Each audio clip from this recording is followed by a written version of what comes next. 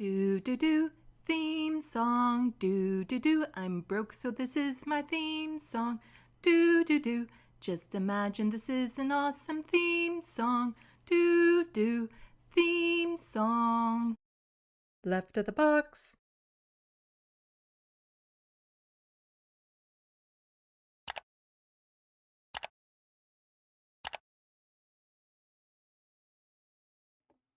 Hello, welcome to Left of the Box. Bonjour, bienvenue. I'm Sandy. I meant to do that in this shot. Hello, welcome to Left of the Box. Bonjour, bienvenue. I'm still Sandy. Huh. Little more. One of these days I'll get this all right.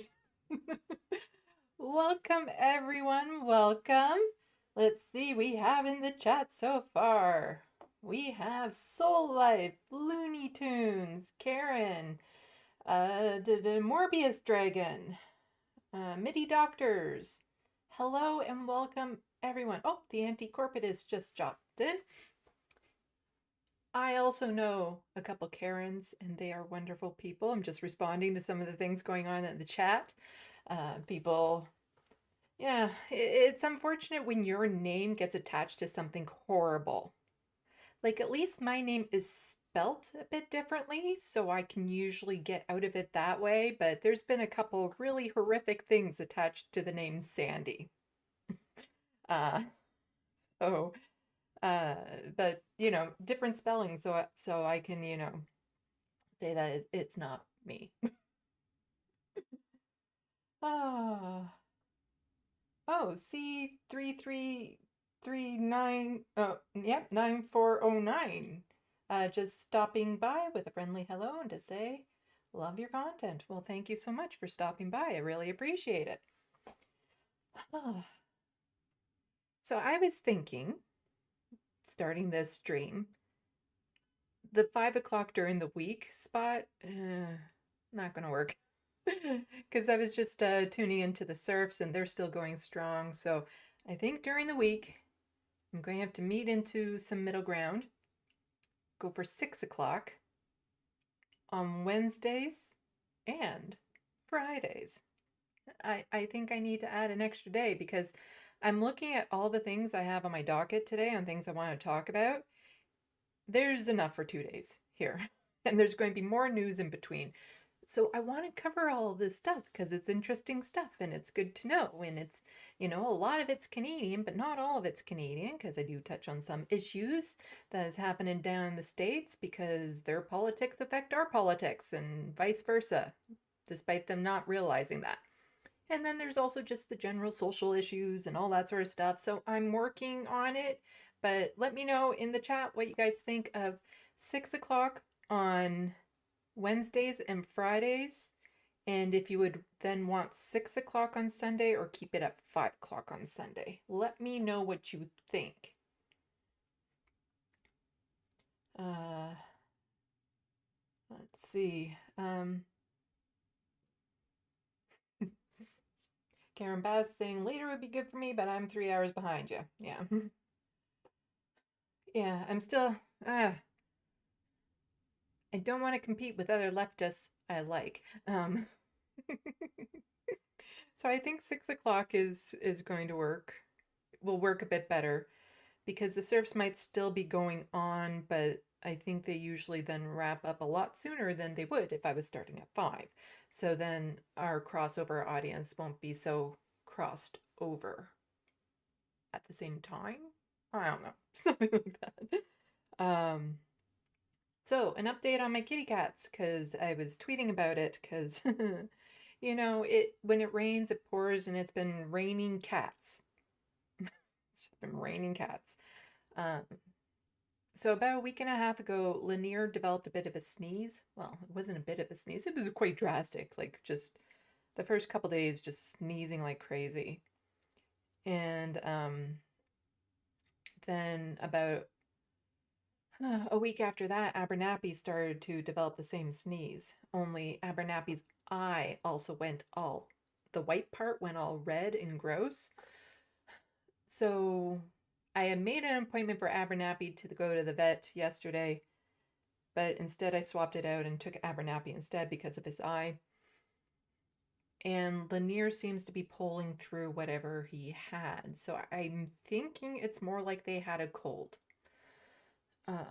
Which is really, it's so difficult when you have cats that are sick, because the first couple days of their sneezing was just, you could tell they were suffering, like just so much sneezing. And you want to comfort them and make them feel better or give them some medicine, but there's really nothing you can do. And you don't really want to hold them because you know they're about to sneeze in your face, which did happen from time to time.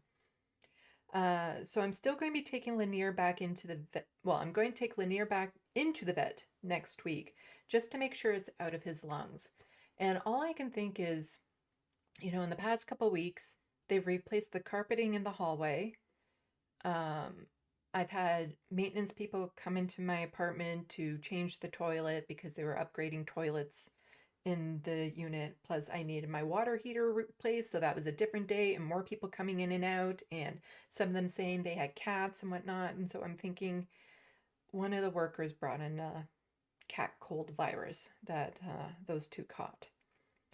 So, and the vet seems to think that this will also just blow over. I just wanted to give antibiotics to Abernathy because his eye and his lungs sound quite bad.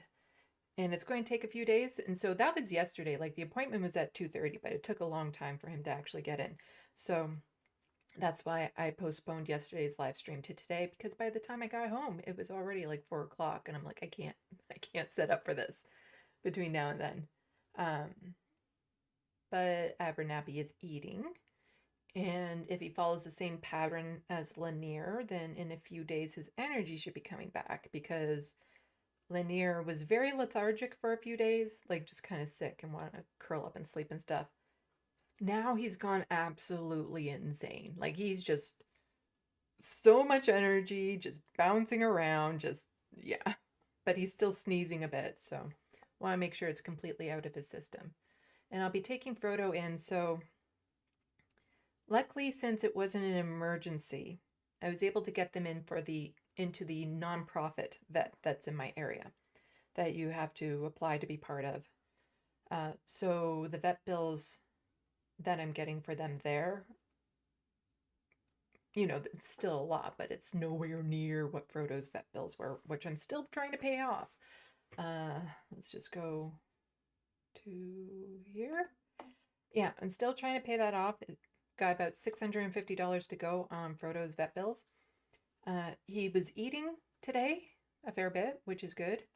But I'm going to be taking him into the not-for-profit vet as well on when I take Lanier in. I'm taking them both in at the same time, just for him to potentially get fluids and see if there's another medication that he can go on to kind of keep his appetite going, because that's important to just, like, he might stay really super skinny, but as long as he's eating, I'm not as concerned.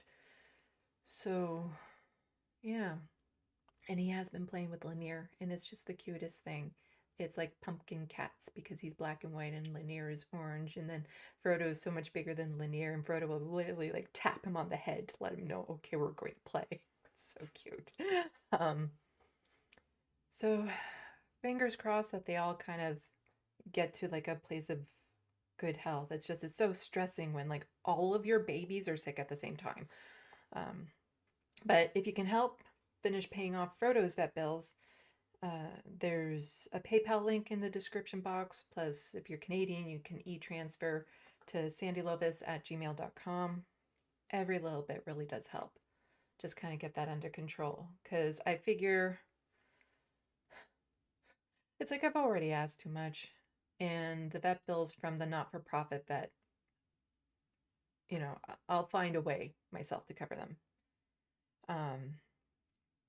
Because like I appreciate all you guys in the audience, and I also appreciate a lot of you are in the same situation as me. And there's only so much people can do. And I just hope to be in the position someday where I can, you know, give back to other people and help them out when they need it. So let's check chat. So I'm going to try to not ramble too much today and just kind of get to the stories that I really want to get to. And then it's confusing because I had the little intro with some stories I'm going to cover, plus I have in the description box, and it's not necessarily crossed over. So I want to make sure I get to all the stories that was in the intro and that is in the description box. So I need to talk about the CBC, weather, John Fetterman, and there's some other stuff. There's like, I have like a bazillion tabs open of things that I want to cover. So let's get to it, and we'll start with the CBC. So that means we get this. Today in Canadian news.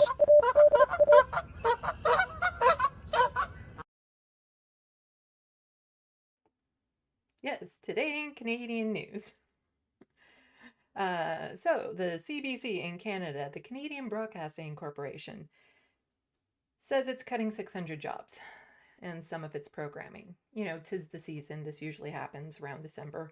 You know, people are looking out for their fiscal calendars or whatever and looking to save money coming into the new year and stuff like that.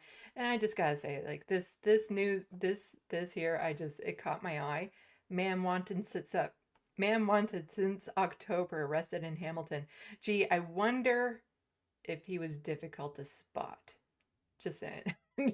if that person was was hiding out in a crowd or something. Like, if you're going to do crime, maybe not make your face so distinct like that. But anyway, to the CBC, which I'm pointing at on my screen that you guys can't, well, it's over there for you guys. Yes, so the Canadian Broadcasting Corporation and Radio Canada will eliminate about 600 jobs, and an additional 200 vacancies will go unfilled as it contends with 125 million in budget pressures. The public broadcaster said CBC and Radio Canada will each cut about 250 jobs, with the balance of the layoffs coming from corporate divisions like technology and infrastructure.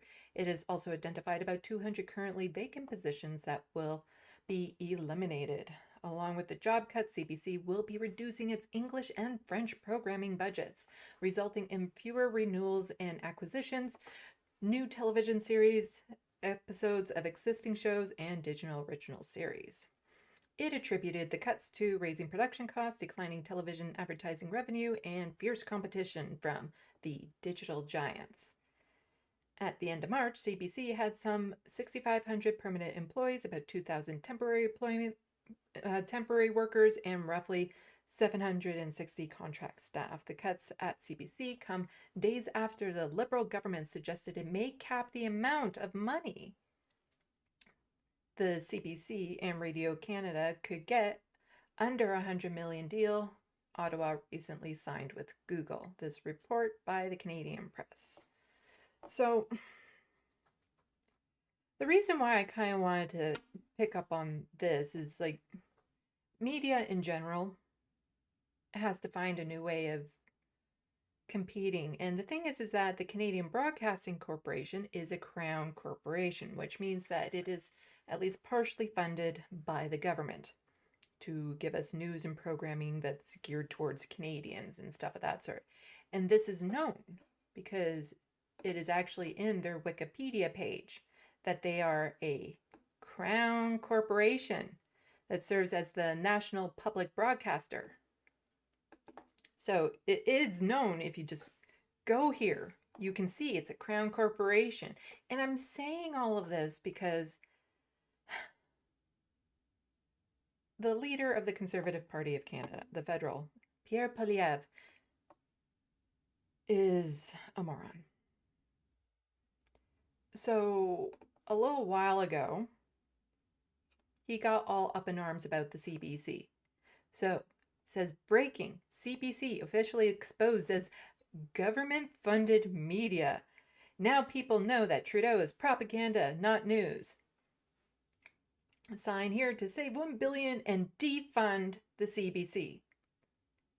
Because on Twitter it says that it's government-funded, so Elon Musk exposed the CBC for being government funded, just like the Wikipedia page says, and everyone who's actually, in tune with what's happening in Canada, we all know it's called the Canadian Broadcasting Corporation.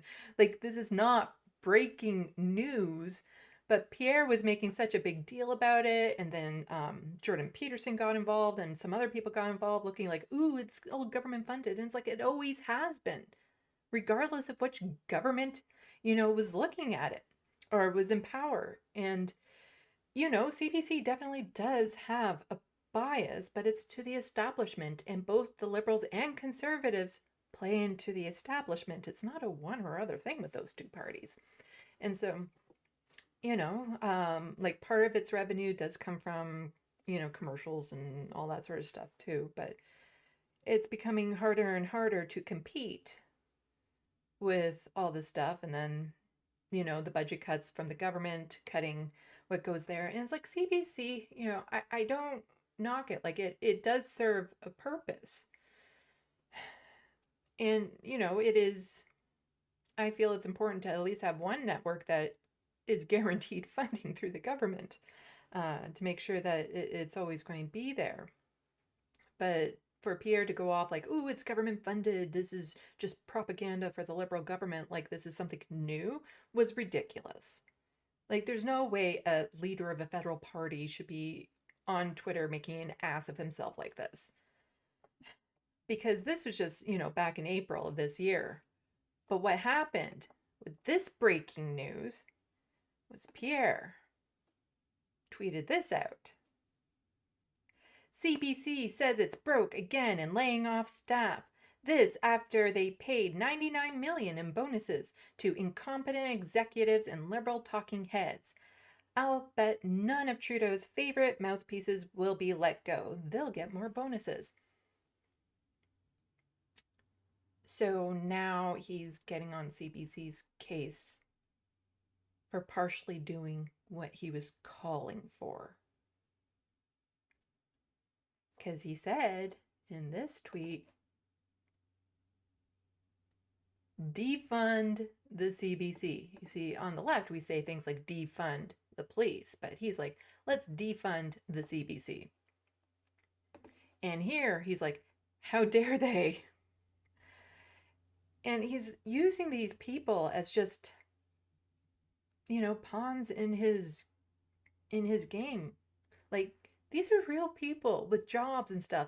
And finding jobs, secure jobs in this day and age is really difficult. And losing it so close to Christmas and the holidays is just, it's heartbreaking for the families that are affected, trying to find new jobs, because it's almost impossible to find a career, to get into a job that will give you a career these days, because it means they'll end up in gig economy, in contracts, in jobs that pay fractions of what they used to pay, and all of that sort of stuff. And so here he is just using these poor people as a pawn in his game to just be like,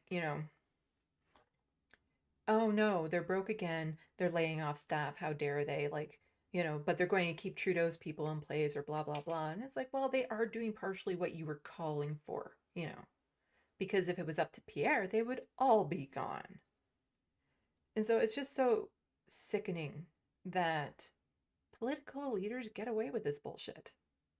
They get away. Like, nobody holds Pierre accountable for what he said before and compares it to now. Like, of course, on the left we do, but on the right, nobody is sitting on the right going, remember back when he said that we should defund the CBC? Well, then isn't this a good thing? It is just, my heart bleeds for all these people, like CBC Radio Canada workers in tough spot as job cuts loom. And this is from the Maple.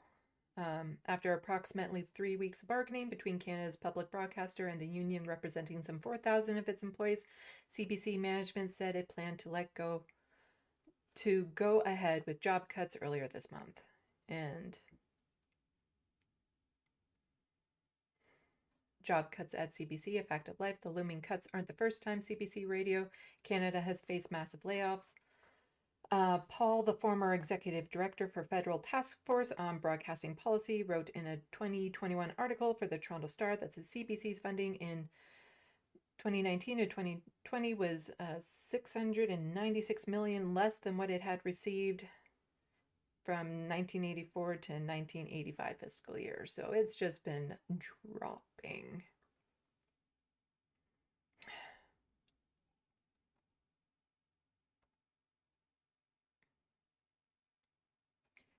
Layoffs everywhere. Well, the Canadian government recently reached an approximately $100 million deal with Google to compensate news publishers through the Online News Act.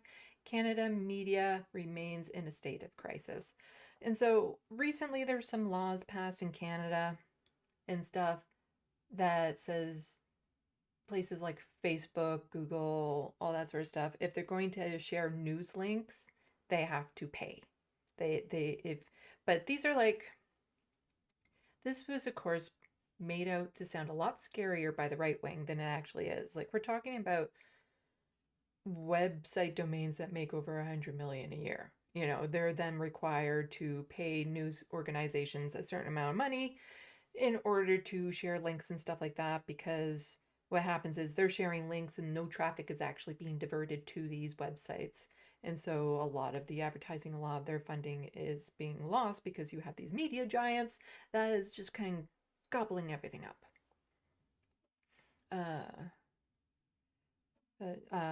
This is not just a Canadian story, Ross. Sure. Ross said there are layoffs in labor strife going on in journalism across North America. By and large, layoff CBC workers will find it difficult to jump into another job in their chosen field. In January, the Canadian Press reported that Postmedia, the largest newspaper chain in the country, would be laying off 11% of its editorial staff. Nordstar Capital, the owner of Toronto Star and a chain of publications, cut 605 jobs from Metroland Media Group in September. 2 months later, TVA Group got rid of 574 workers, nearly 1/3 of its workforce. The results of the layoffs at CBC would be disastrous, said LaRue. Sure. Especially for smaller mid-sized cities like Thunder Bay, Saskatoon, or Edmonton. By cutting so many staff at once, bureaus with just a handful of news-gathering workers will be even more hard-pressed to cover important stories. Ultimately, the CBC fills a gap that private broadcasters don't, she said. Yeah, it's, let's see. I'll just go back to the main shot. It's hard for places like any media corporation to compete with people with cell phones. You know, we get more news media from people living in the Gaza area, from people with cell phones there, than we do from having actual news companies and news broadcasters go into that area. And it's becoming harder for these media networks to be able to afford all this staff, to send them to these places, to, you know, for insurance and all this sort of stuff, and, you know, keeping the lights on when they're competing with just, you know, people with cell phones and stuff. And it's important. Like, that's the thing. Like, we really have to reevaluate how media runs. Like, I'm all for, you know, making YouTube a public service so that, you know, it can help people, not just me in my job. But, you know, cable television, movies, like all of that sort of stuff, it's becoming, we're entering into a new landscape of what this is all going to look like. Because, you know, before we had radio, but then suddenly TV and what that did. And I think we're entering into another era of, you know, we were so used to this very streamlined, very filtered thing that only gave us a tiny fraction of the picture. And now it's going to explode with the internet and all these different sources that you can get. So a lot of the things that used to be done through radio, like radio shows and things like that, stopped happening as much and they got cut because people were more interested in the TV programming and stuff. And we're running into the same thing now, only there's no cohesion. There's no one channel people can go to for the news and stuff. So it's going to get a little bit messy, I think, to start. And it is. Because then it's like, well, who do you believe? Who's giving you the accurate news? Because at least with the CBC, yes, it's government funded and they have a bias. But generally speaking, what they reported on was accurate. Just very selective in what they chose, very biased, but you could trust them to some extent to at least bring you accurate information. And we're not going to be able to discern so much what's happening with accurate news these days, especially, with the AI coming in and all this sort of stuff. And it's just how we do this, how we get the news out there really has to be looked at differently, because I'm not a reporter. Like, I'm not a journalist. I find news stories and I give my thoughts on them. And,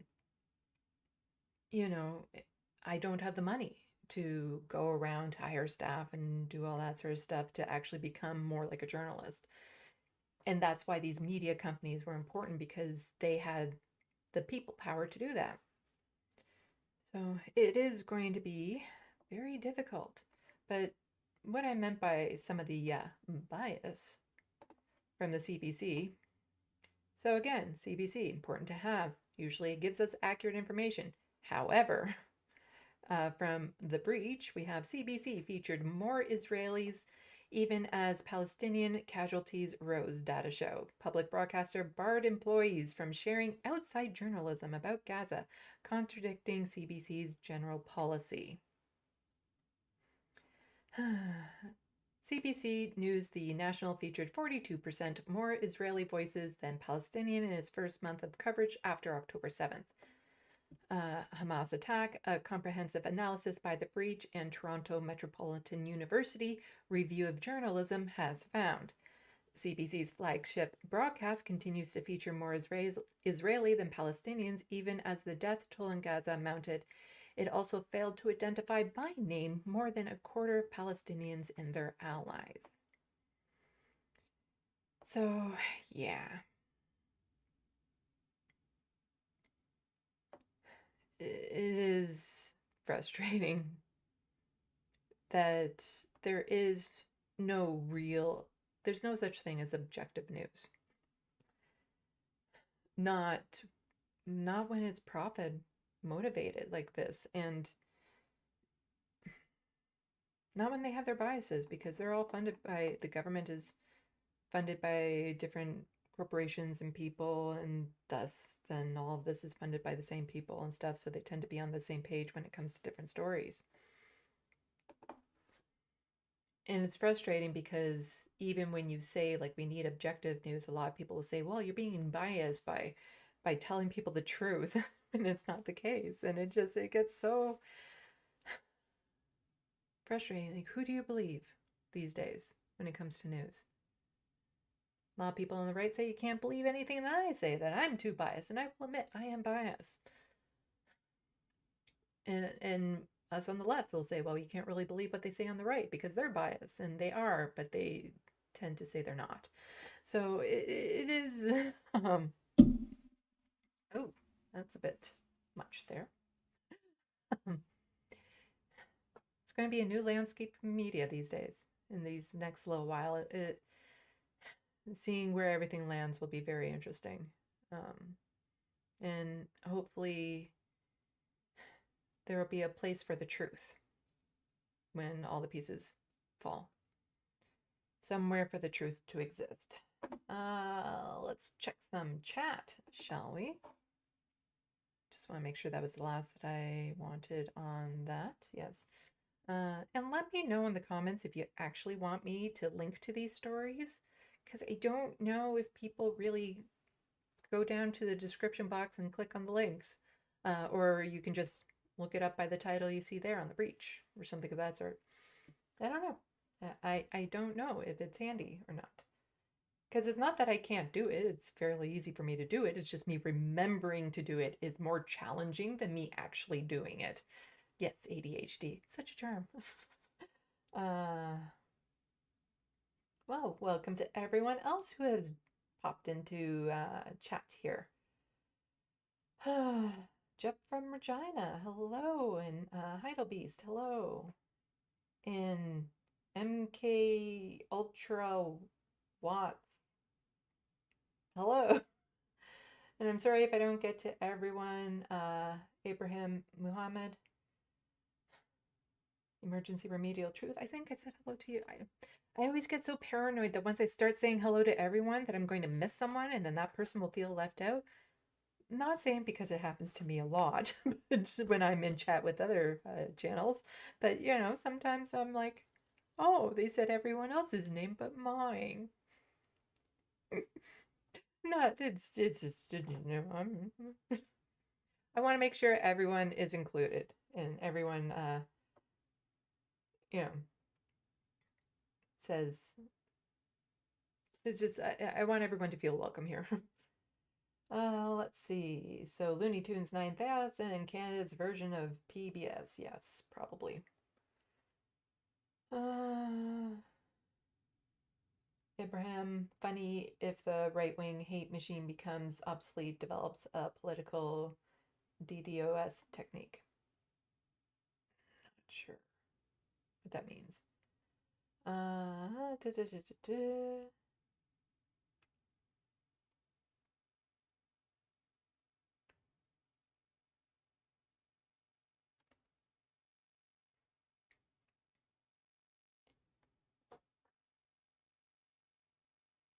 Nina Canadian, happy Thursday to you all. What time zone are you in? Because as far as I know, today is Wednesday.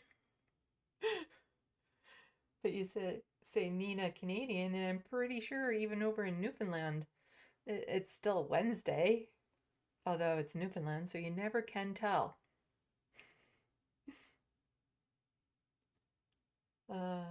Oops. Sometimes it jumps right when I was about to read a comment.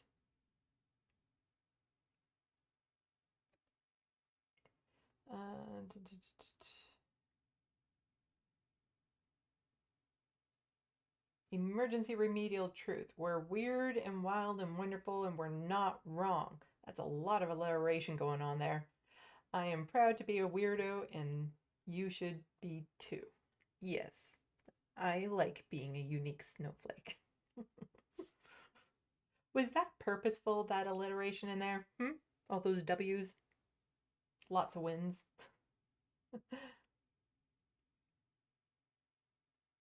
So Life, I'm trying to poach surf chat by dropping a link, but this one is going long today. Yes, and that is why I'm thinking I need to move when I'm doing this during the week. I need to move it to 6 p.m. just so that I'm not overlapping with them as much. And Bad Lefty has also come into the chat, and yeah, let's see.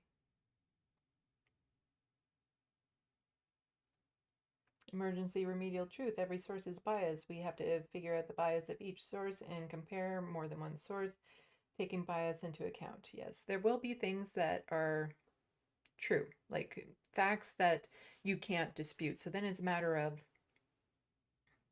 you know, relaying or analyzing what those facts mean.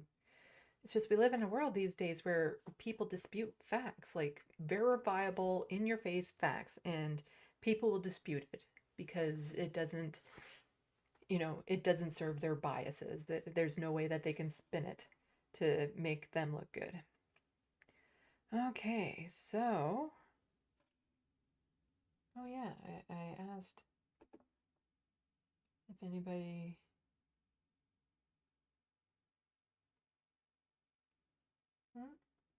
yeah, well, I think, yeah. Looney Tunes 9000, Sandy, we're getting raided by the serfs. Sweet. Well, thank you to the serfs and Lance. really appreciate that. And hello to people if you're just jumping over now, or when they do jump over. Oh man, I was about to say something and it was brilliant. Like it was just like spot on perfect. Damn it, what was I about to say? Yeah, I'll probably have a live stream on Friday at 6 p.m. Now, I know we're getting into like the Christmas holiday season where lots of people take time off, and a lot of our regular programs tend to take that time off. I don't really celebrate Christmas much. I used to once upon a time, but it was usually just like right on Christmas that I would celebrate it. Like I don't even know if I'm doing anything this Christmas with friends or family yet. Um, I will most likely go out to see a movie at some point on Christmas Day. That used to become my tradition after I was no longer able to go to family Christmas, so I wouldn't be so lonely. Um, so I'm thinking of maybe doing a Christmas stream for all the people out there who feel a little bit lonely this time of year, because I know, especially when I had a job and stuff too, used to feel really lonely around this time of year because I have friends, sure, but they were off usually visiting um, family or their significant other's family or that sort of thing. And you're not at work, so you're not around your coworkers. And so suddenly you're cut off, all your regular programming isn't showing. And so I can find this time of year to be really lonely. So I'm not going to be taking the days off. So Sunday, like Christmas is on Monday. So Sunday I'll have a 6 p.m. Yeah, I think I'm going to move them all to 6 just to be consistent. 6 p.m. live stream. And then I can bump in a couple more. Like we can just do like a chill out on Christmas Day if that would make people happy. Uh, and I still plan on doing a mental health. There was that mental health stream that I wanted to do, and then Frodo got really sick and I couldn't handle it. Talking about the S word. This is not the time of year to do that. So probably be doing that in later January because I still feel like it's a very important thing to talk about. And instead of taking off these couple weeks in December, I might take off a week or two in January because I just want to be able to focus on art for a bit. Just focus on drawing. I have like a bunch of drawings that I want to get done, and I just want to be able to focus on that without being distracted by the news of the day. Because between watching the Majority Report, preparing for live streams or videos that I'm putting together, and watching at least 4 episodes of Star Trek Next Generation, there's not much time for anything else. Because I am loving rewatching Star Trek Next Generation. There's some interesting commentary in there, so I will actually make this part of the show. These are really opening up a bit there. Not that type of show. Interesting commentary about Star Trek, social commentary. Next Generation. So I'm rewatching it, and this is the first time I'm like watching it in order as an older adult. Because I've seen all the episodes multiple times, but it's been so long, a lot of the episodes, I don't remember how they end. It takes me a while to even remember what happens in that episode. And watching them in order is really mind-bendy because it's like I swore they introduced Barclay in the last season, not the 4th season. And so many episodes that I thought were later on that were at the beginning and all this sort of stuff. And there is like a lot of social commentary to go on with that show.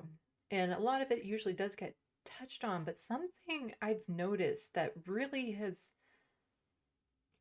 I don't know, it, I don't know if there's like a video out there I can watch on this because I do find it very interesting.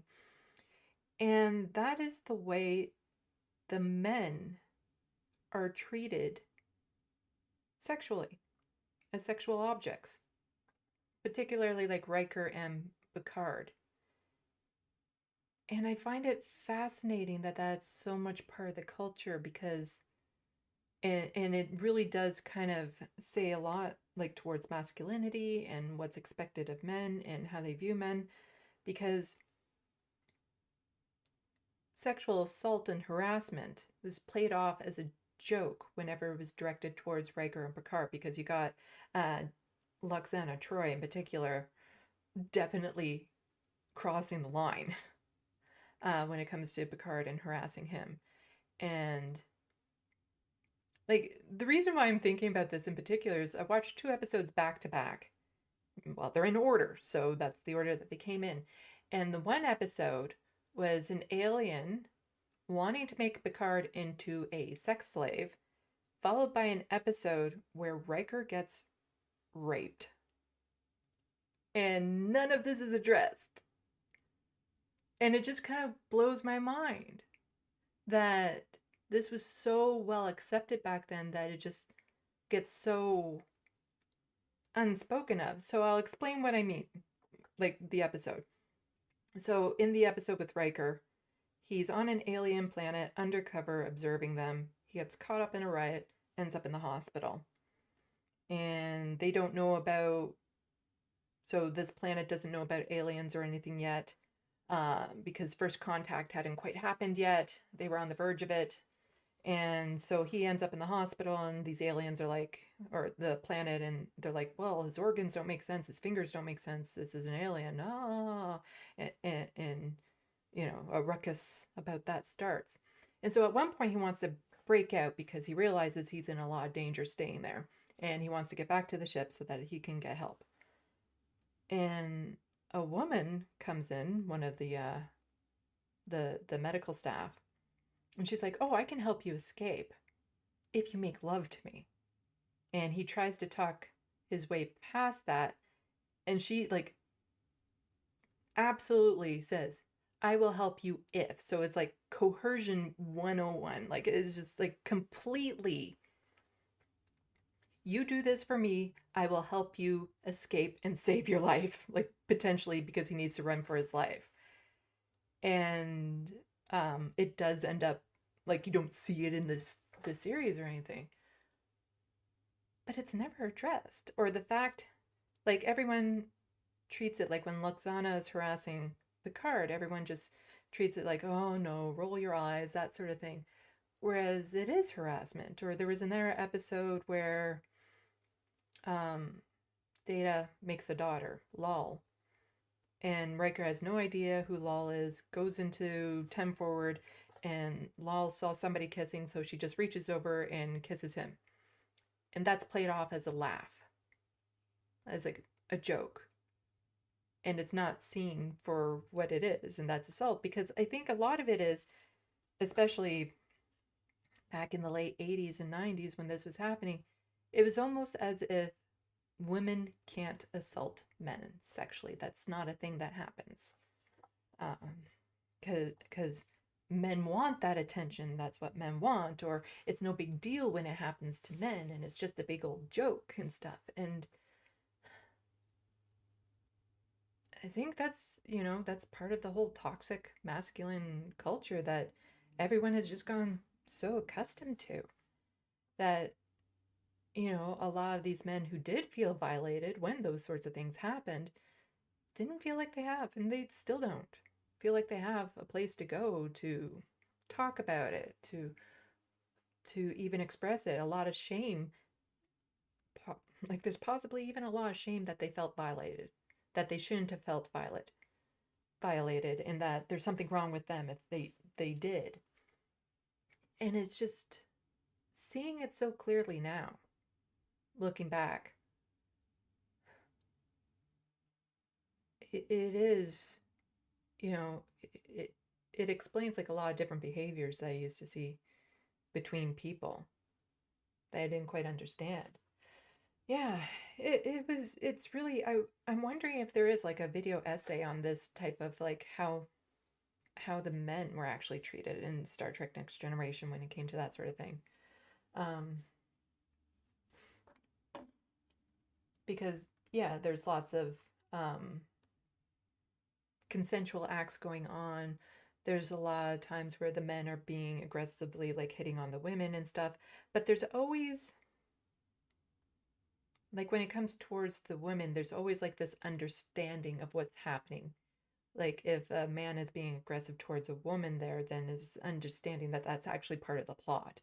It's not meant as a laugh. It's not meant as, something we brushed off. Like that is a character of the man, a character trait of the man that we need to be aware of, or there's issues and stuff. But it was never the other way around. And I would hope these days that there would be more, awareness of that if they decided to throw that into a series. Um, yeah. So, uh, let's see.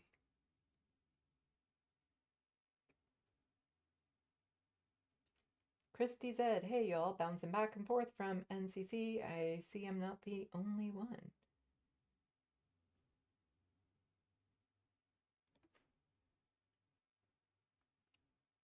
Emergency remedial truth. It's important to remember the season is not joyful for everyone, and you can't always tell who's hurting, so let's all just be extra gentle with one another for a while.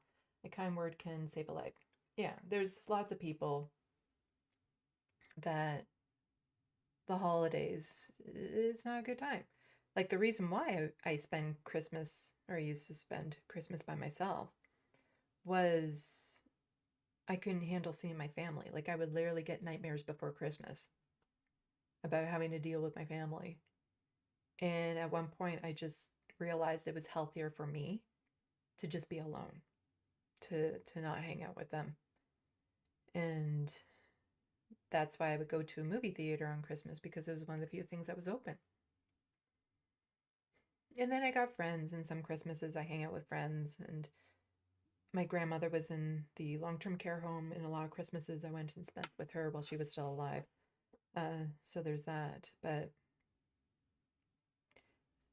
getting into like the actual Christmas spirit these past few years just hasn't even, like, to me it's just another day now. I don't even feel much of anything towards it. Bad Lefty, if I remember correctly, Kirk used to get it in a lot, but it's been decades and I was a child back then. Yeah, it is, because everyone always points to the interracial kiss. Star Trek, the original series, first interracial kiss. That episode was blacked out in a lot of the southern states. They didn't get to see that. But what people neglect to mention is that was a forced kiss between Uhura and Kirk. Like aliens were controlling their bodies and forcing them to do this. And you can hear them say, "I don't want to do this." It's like that part always gets overlooked.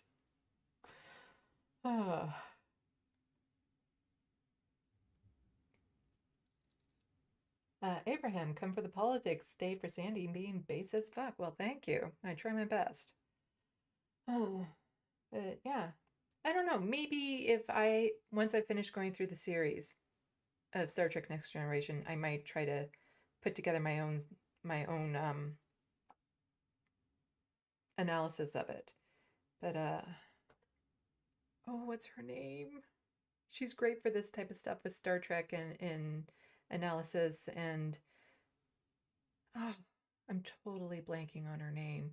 I love watching some of her analysis of sci-fi, and she always likes to wear nice costumes and stuff. And I am horrible with names, and I'm totally blanking on her name. Uh,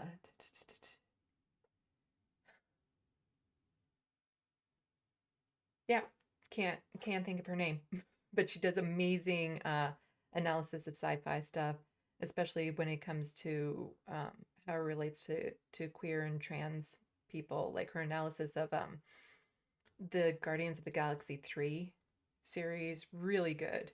And she did an amazing analysis on Andor. That, like, once you finish watching Andor, you need to go watch her analysis of it. Don't know if anybody knows her name. It's bugging me. Oh, Jessie Gender, that's it. Yeah, she does amazing analysis of this type of stuff, so I'm actually kind of curious if she's touched on it. It would be something worth looking into. Oh.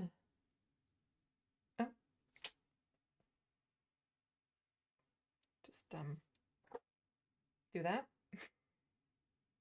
It's yeah, it's an interesting shirt. I like it. It's really old.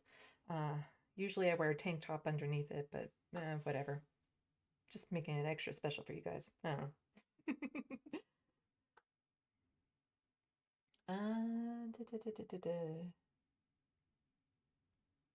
Yes, that's what you get, Christy said, when you say your shirt is closed, for me to actually check to realize it's open and then close it. So keep that in mind next time. Oh. Looney Tunes 9000, try not to get a copyright strike from Paramount Sandy. Well, I know Jesse Gender does a lot of it and has clips and stuff, so it depends, you know, if you're transforming it and stuff like that, because I don't think she runs into those issues so much, because she keeps on making those amazing analysis videos. Teddy, cool. I would be watching the re-release of Die Hard tomorrow. Never seen the movie before. Oh, wow, you're in for a treat. That used to always be my favorite Christmas movie. Well, I actually like Die Hard 2 a little bit better. Just gonna say that. And it's also a Christmas movie. And so some of the Christmas movies I go for, Iron Man 2. Or is it 3? No, it's 3. Iron Man 3. It's actually a Christmas movie.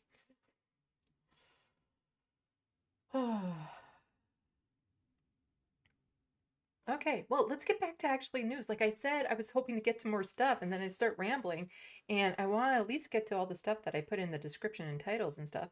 So let's see, what was something else I put in the title or the description?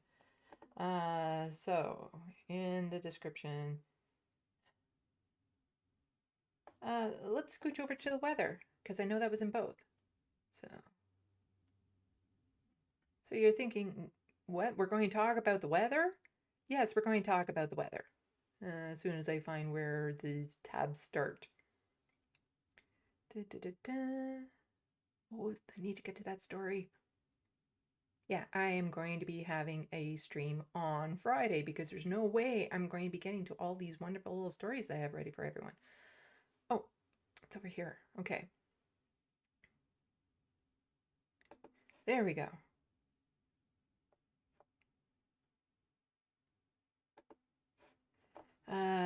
So somebody on Twitter saying, I've never in my life seen December as consistently warm as it has and is projected to be. This is weird. I live in a place where there is usually a lot of snow and there is none. Yes, same. Looking out the window and it is very warm. Like when I took my cat to the vet yesterday, I just had my shawl on. I didn't need anything else because it was so warm. Like to be consistently above zero like this in December. And like it's always the thing that gets me is so many people like, oh, isn't this great? This is wonderful. And I'm like, no, you should be in a panic right now. This is horrible what's happening. Like you don't understand the gravity of the situation. Canada loves to brag about all the fresh water we have. Where do you think a lot of that fresh water comes from? Spring melts. You know, all the snow that's been piling up, and in the spring it melts and it seeps in ground, and the glaciers that have been building up over the winter and start to melt. Like a lot of our fresh water comes from that, and we're not getting it anymore. And we have animals that aren't hibernating properly. Our trees are not hibernating properly. I mentioned that in a live stream before, where people are like, well, that shouldn't matter. And it's like, it does, because it's taken them hundreds of millions of years to evolve like this. And within just a couple generations, they're losing winter. Like, of our generations, this isn't the trees' generations, it's our generations. They're losing winter. And so they shut down for the winter and stuff because they have no leaves. And so, you know, there hasn't been enough time for them to catch up to what's happening. And so what happens is they don't hibernate properly. They come out of it, so they don't have all their stores properly.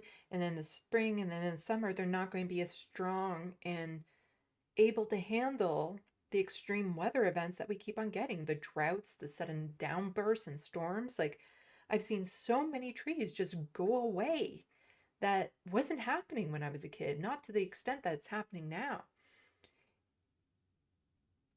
And I just, you know, we we're so distracted and nobody wants to talk about climate change, but it is such a huge problem that it needs to be addressed in a way that people actually understand the gravity of what's happening. Because again, I get so frustrated. People saying, this is so great, you know, warm December, no snow. And I'll admit, it's nice for my walks. I go out for my walk and it's hovering around 0, which is a temperature I love for my walks. And there's no chance of slipping because there's nothing on the pavement. But I still look at that like, this is horrible. Like, I do love winter. So I'm biased with this. I love winter. I've always loved winter. I am a winter child. I have a snowflake tattoo you can't see under the sleeve because I love winter so much. Just like people have seasonal depression. My seasonal depression happens in the summer because the heat makes me sick and gross and not want to do anything and lay around. Whereas nothing can bring me as much peace and relaxation as watching the first snowfall.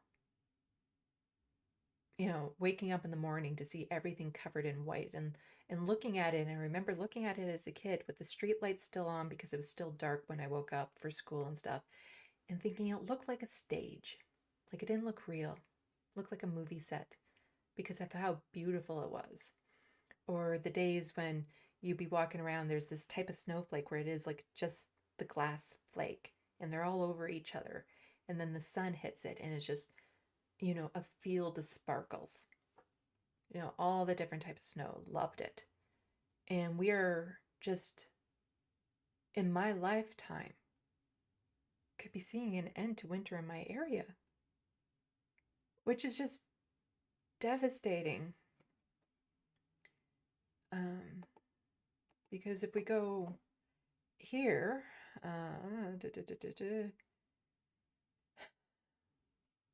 I had it and then it went away. So if we look at the historical average, so in December, we have a high of just over -1, a low of -14. And this is for like Toronto area historical average.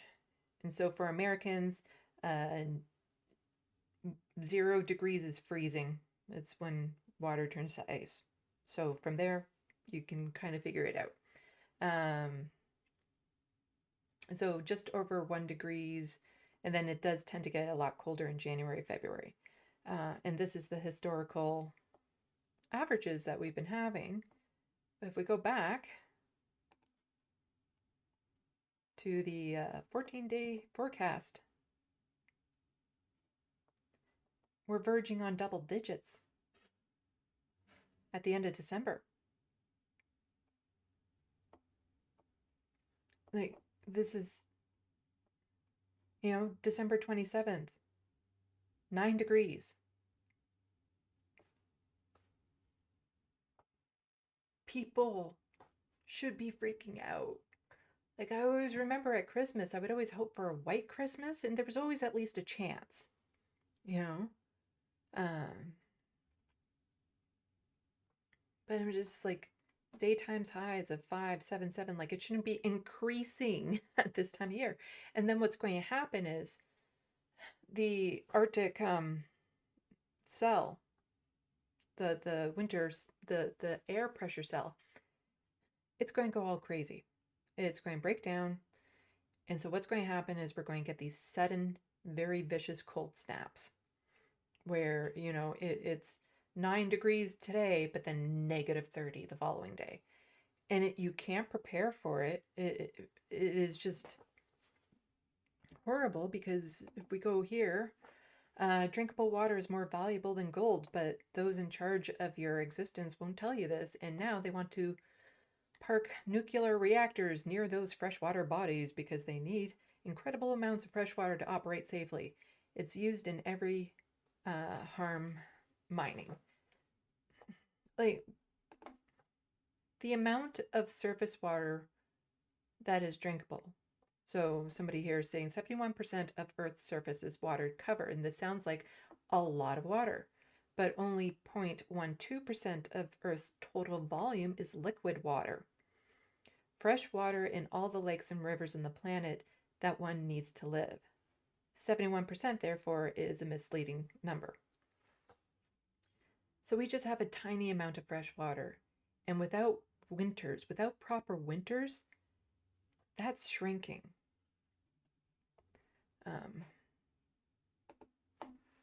That amount is shrinking. And there are millions and millions of people that rely on, possibly even billions of people that rely on glacial water sources,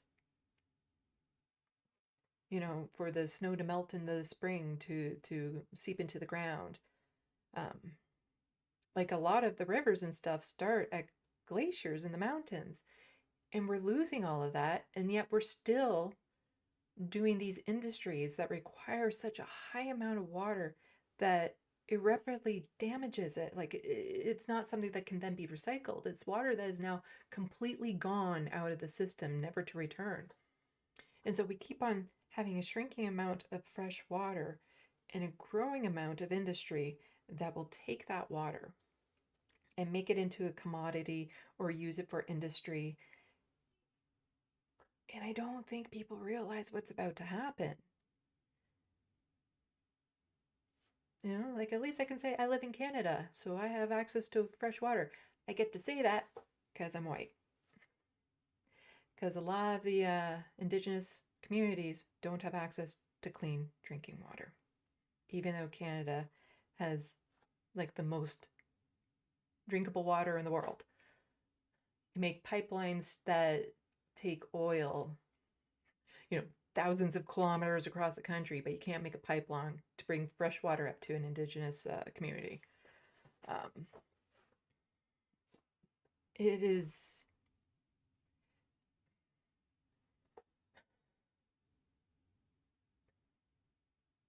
It's one of those things like I always was aware of the environment when I was a kid, but there was a time when it looked like, oh, we're on the right track, we're going to fix things, and then it just went completely off the rails. Climate change and the way that it's looked at and everything. And I just, as I always say, like positive progressive change is always possible. It may become more difficult, but it is always possible. And I stand by that because I don't want people to think that there's never going to be a way out of this. There will always be a way. It's just a matter of how much work will it require at the time that we actually get to that point where it's like, oh, so we need to do this, huh? And how much damage has already been done at that point. But I just, you know, climate change videos don't tend to get a lot of clicks. Remember David Dole? He did a video about climate change, and so he started taking off layers to bring more appeal to it. I don't object to that technique. You know, whatever brings the attention to climate change. Oh, it's getting hot in here suddenly.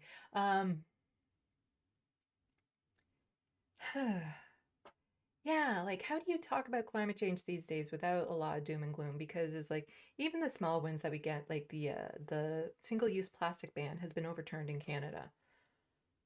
And that was like a small win. And like all these little small wins we get, and it's still put more on the people than it is the industry that's causing the worst of the climate change.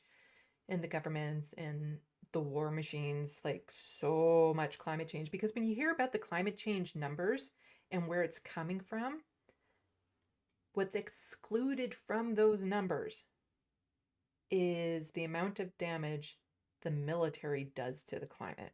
That's not actually included in the numbers. It is horrendous. Absolutely horrendous amount. I remember seeing people like seminars on this and talking about this, but that's not included when you hear about the polluters in Canada and stuff of that sort. Just how bad the military is. And so it's like trying to find a way, like, how do we get people aware of it without so much doom and gloom, and meanwhile I'm like, no, people need to be alerted, people need to be alarmed, and but there's so very little that we can do other than, it's just kind of like, you're about to get hit in the face, at least get your head mentally there so that you're a little bit more able. You can see what's coming as opposed to it just coming out of the blue. Like we have to start mentally prepping ourselves for all the work that will need to be done in the near future. Because I never thought in my lifetime, even though at the time I got my snowflake tattoo, I joked, this is to remind me when winter goes away, what winter was. That was supposed to be a joke. But in my lifetime, might lose winter in my area of Canada. Like, Winter Olympics will no longer be a thing. It's just, yeah, wow. Like I'm one of the few people in this area that get really alarmed when it's like, oh, it's almost 10 degrees in December, the end of December. Really? Huh? Okay. Panic. Uh, I miss having seasons, like actual seasons. Spring, summer, winter, fall, where there were actually distinct differences. Because there's no difference between now than there is in some spring and some fall temperatures. But then in January, there's going to be chances of getting some severe sudden cold snaps. Oh, and there was something I wanted to add on top of that. Let me just check my tabs. So, something that I will tie right back into this after pointing out something.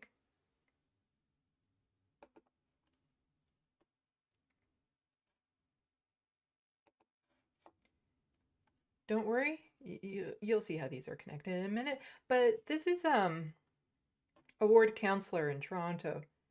This body bag was commissioned by AURA Freedom, whose vision is a world in which all women and girls live free from violence.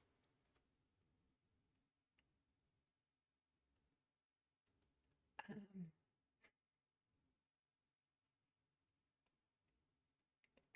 I don't think that will land the way she was hoping that would land. We have inclusive body bags. So where's the one with the pride flag on it? I get that they're trying to show, there's a bit of symbolism between the violence that women and girls face and stuff, but to commission a pink body bag for this purpose, just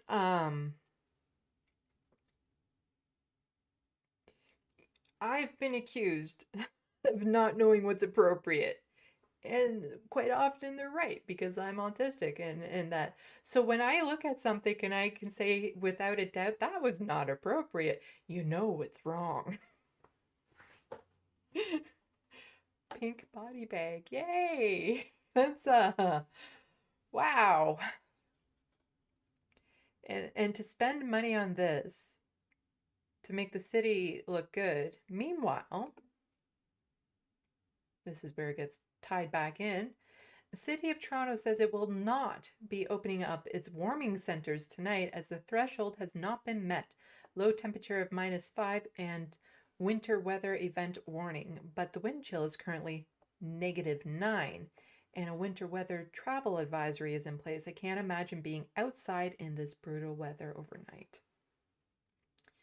So, as climate change continues to get worse, the people who will be affected by it the most are people living with poverty and disabilities. I've had other videos about this. When it comes to disabilities in weather emergencies like a fire approaching your city, floods, things of that sort, if you can't run, you won't live. So if you have a disability preventing you from fleeing an area, you're more likely to not make it through that weather event. People living with poverty, like so many people, I talked about it, the heat dome that happened in BC. Hundreds of people died in it. Most of them people living with poverty and people with disabilities because they can't afford the air conditioner, or they're out on the streets, and you know the places that have air conditioning don't want those types of people inside. And so the city is more than happy. Oops, that's not the one I wanted. I wanted to go back to this one. The city is more than happy to do this performative type bullshit that really this helps nothing. This doesn't do anything. It doesn't even bring attention to the issue the way that you were hoping to, but they're more than happy because here's Olivia Chow, the mayor of Toronto, partaking in all of this. And like I said, that helps no one. Meanwhile, opening warming centers can literally save lives.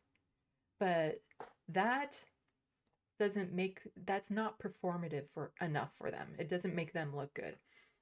And with all this crazy weather, because it's not just the cold, people tend to forget the heat also really kills.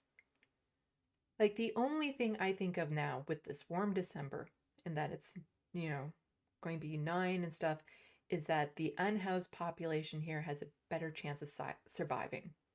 That's the only thing I can think. Like that's the only positive I take away from it. And like for one thing, there shouldn't be an unhoused population. So then this shouldn't be a problem and we should be able to have our cold winters and stuff. But it is just, we have so many government officials on all levels of government just willing to do performative bullshit instead of doing things that are necessary to actually help the people. Because that might cost money. They might have to justify their actions and all that sort of stuff. And it's horrible. It is horrible that this is what, we elect into government.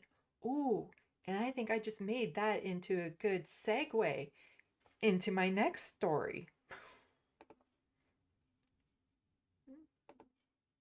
There's Dave. Gotta go here. There's David Dole. I mentioned him earlier. This is my thing is. I don't feel like adjusting it right now. So he has a great video about John Fetterman comes out as a massive liar. Yeah, because that's the thing. We go through all this effort, all this work to get progressives into office, to get people we believe in into office. And this happened with even Mayor Olivia Chow. So many people believed in her. And then as soon as they get in,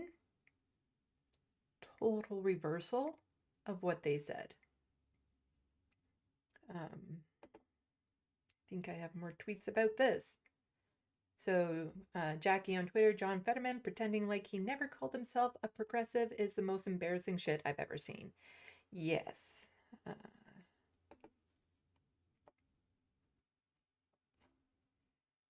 So John Fetterman with this famous tweet right now saying, I'm not a progressive, I'm just a regular Democrat. And saying that he's just always run on this, but David Dole down, wrong screen. No, this screen for not YouTube videos is more appropriate. David Dole had said, maybe link to the 100 times you said you're progressive, LOL. And the community notes actually listened to him. And so there's community notes saying all the times he said he was progressive. And the reason why this is so frustrating is because, yeah, when he was running, I was, saying good things about him because of his stance when it came to disabilities. He was speaking up about it because he was directly affected by it now because of his health condition and stuff. And he seemed to be like such a good person. Like, I didn't know about his stance on Israel before then. Because that's the thing, when you see people running, you only see bits and pieces of them. You don't necessarily get to see the whole picture. And even when you see the whole picture, it's still weighing the pros and cons of like, what can you support, what can you not support, versus, who the opposition is and how bad that might get. But it's like, how are we supposed to participate in politics? You know, get to the ground game, do what we can to get progressives into office just for them to turn around and totally turn their backs on the people who got them there. Like, we have a lot of that word when you don't care when it comes to politics. Damn it, what's that word? When you don't, not apathy, but something like that. Um, when it comes to politics, just a total lack of engagement because like I've been in that position where, you know, I used to help out like with NDP campaigns in this area because I was also hoping one day to maybe run for the NDP. And then once you actually see what that party is about and what they get up to and the really backstabby nature, because it's nothing about so many politicians, it's not about running to change policy, it's all running to benefit them. Like the parties are proposing, they're just looking for ways to stay in power because they're power hungry and they want to put in laws that benefit them. They don't actually care about governing the people. It's just what benefits them. And it's so disappointing when you see somebody like John Fetterman. I know Kirsten Sinema was another one who ran on that progressive ticket only to then completely turn her back on people. And a lot of people are seeing it with Olivia Chow, where they had hopes that she would be a lot more progressive than she is turning out to be. Like the mere fact she's even thinking of naming a stadium after Rob Ford. Are you kidding me? Or just this total lack of interest of opening up warming centers for people's lives to be saved. You know, encampments are still being taken down under her watch without proper alternatives for people to go to. It makes it very difficult to have any faith in politics. And yet, that's where we ultimately, all the work is done in between elections. You know, people power, hit the streets, strikes, protests, rallies, all that sort of stuff.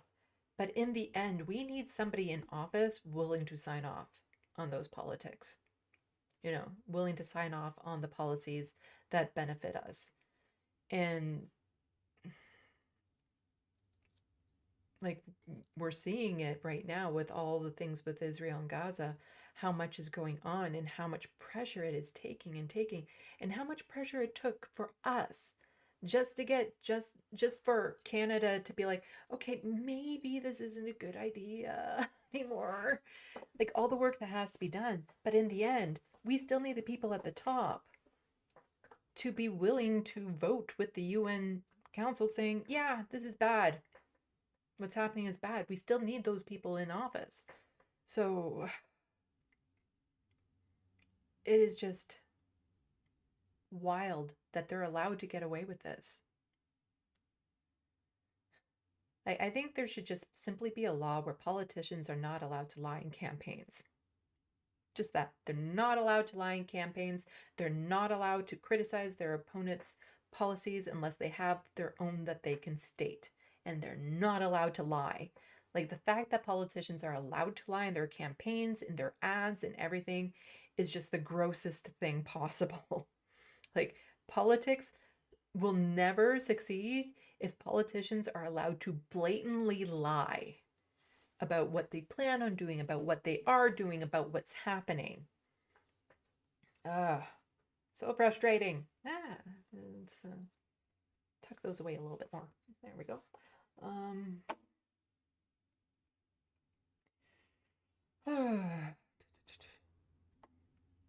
Actually, I have something interesting I want to say about that.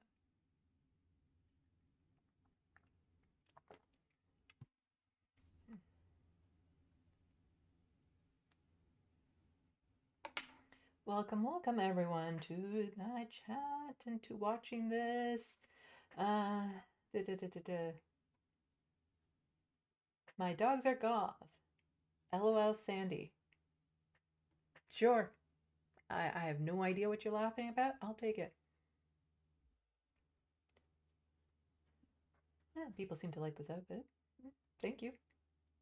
I like finding unique outfits. I'm not keen on just any old drab. I like going to secondhand stores for that. Looney Tunes 9000.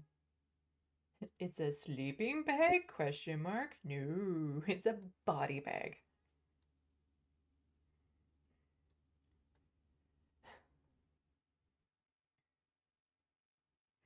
Looney Tunes 9000. Wow, just fucking wow. What a way to treat your citizens. Uh-huh. Yeah. Pink body bags. Let's put this on display and show that, you know, women and girls face a disproportionate amount of violence. And look at us. We have a pink body bag to make a statement. It's not the statement you were hoping for. Like, I am for artistic displays to make a statement. But when you spend money on something like that, it's not the statement, like the statements like when you have the 1,000 pairs of shoes on Parliament Hill, or you have the outlines of bodies and things like those types of artistic statements are actual statements done by the people. But for a city councillor to be partaking in this, commissioning a pink body bag, like it's just so done. Christy Zed, 40 people froze to death out here in Buffalo last year. Yeah. Every year people die in the cold. And I don't even know if you meant there was that one storm around Christmas this time last year that hit so fast and so suddenly, where people were trapped in their cars.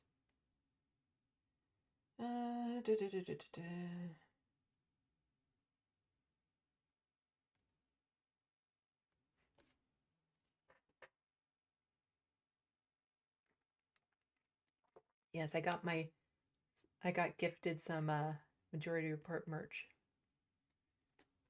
which I super appreciate. Not by anybody at the Majority Report. I just want to make that clear. People at the Majority Report really don't know who I am other than an occasional caller. I'd like them to know me better because, I'd like to maybe get in on that show a little bit more. Well, I want to have a Canadian version of the Majority Report. So it'd be nice if they actually know who I am.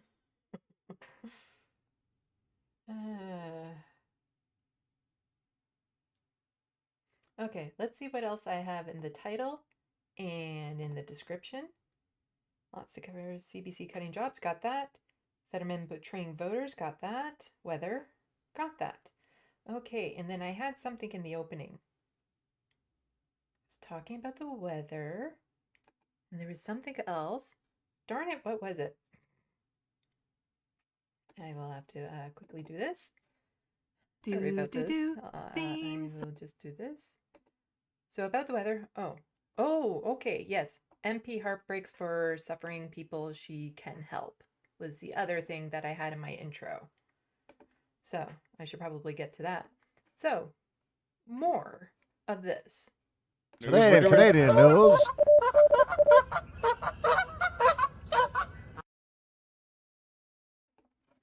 I should have actually put on the screen here where I wanted to jump in on this. Ah,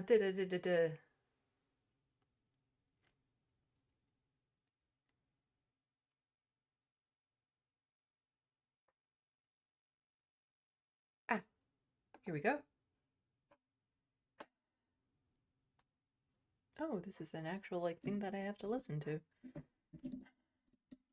So, Deputy PM, so Deputy Prime Minister Freeland, Chrystia, I'm never too sure. I never can remember what her actual name is. Chrystia, no, the T is at the end. Sort of. Chrystia Freeland, sure, we'll just go with that, is the Deputy Prime Minister of Canada, and she was just on a news lead. Oh, hi, Frodo. Frodo just said hi. Hi, Frodo. Let's see. So let's put this on play. Agree with you. Minister, I'm hoping today that we can have a conversation where we get some answers and hear from you personally about how this affordability crisis that we're living in is truly understood. I think Canadians have watched, they listened to press conferences, they've seen the announcements, they watched as the grocery CEOs were paraded in and questioned. But my sense is that people are feeling that the Liberals don't. That there is the Justin Trudeau look of, I hear your concern. I'm taking your concern seriously. That is definitely what that look is. Get it, that they aren't feeling the tough choices that Canadians are making either to their budgets or in the grocery store. What example, not an announcement, what example can you share that would illustrate that you understand the pain and the pinch that Canadians are feeling at the grocery store when they're doing budgets? How does it look in the Freeland household when we're in a cost of living crisis? Well, Anne-Marie, I think the thing that, in my regular life, brings the challenge home the most personally to me. All of that was a rambly statement because she's trying to think ahead of, what can I say? What can I say? So, when I hear something like that, what I want, it's so inauthentic. Is that my church, which is around the corner from my house, just up the street from us here.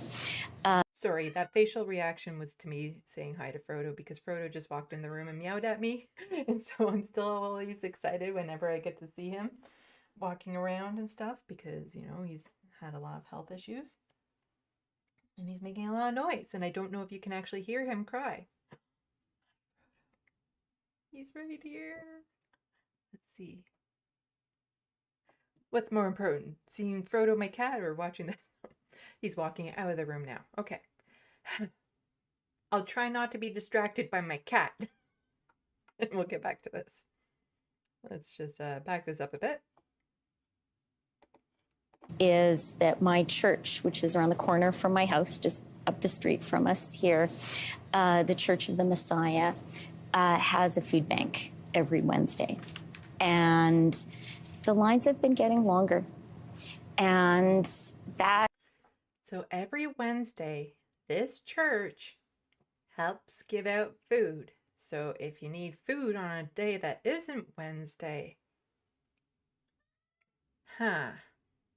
yeah, and those lines are getting pretty long for that one day this church does that. That is heartbreaking. It's heartbreaking that we have food banks in Canada, and it's really heartbreaking to see that people really need them. So I am grateful to the really amazing people at the Church of the Messiah who have worked so hard to have a food bank and to support our community. And it kills me that that's something that they need to do, that we need to do. Yeah, a national report was released recently that the numbers are up at record numbers. There's people who are employed who are using it to buy things like milk and eggs because it's just expensive.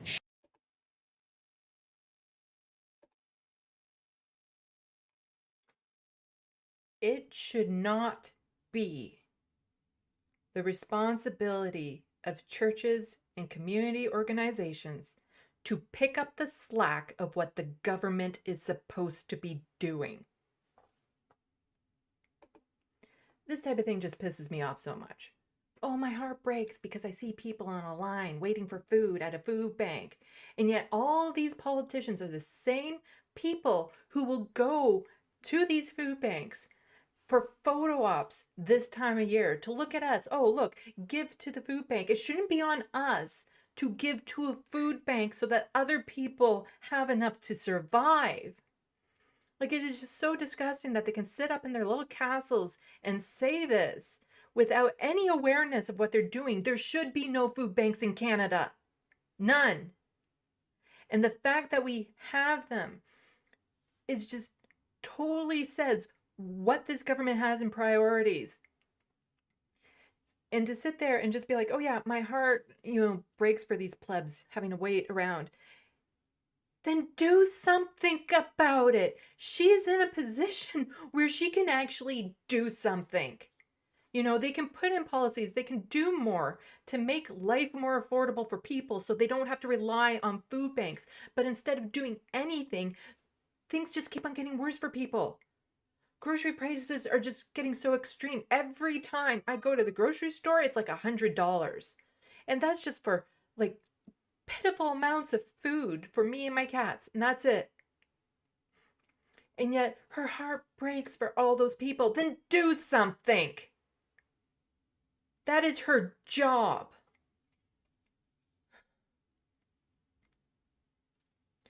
And the reason why this pisses me off so much is she's the same person that did this a while ago.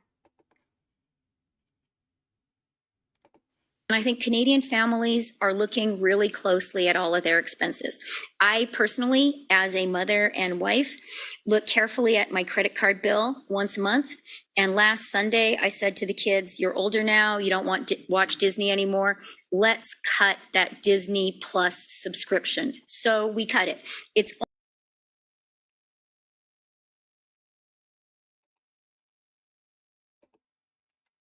Yeah, so life is becoming a little bit more difficult for you. Really, it's on you to cut your own budget. Have you thought about cutting your Disney Plus? So for people living with poverty who might only have one or two luxuries, one or two escapes from this world, one of them might be Disney Plus. You're supposed to get rid of it before anything else. That she can be like, yeah, we just had to cut our Disney Plus, but in which of your houses? Was it all of your houses that you cut Disney Plus?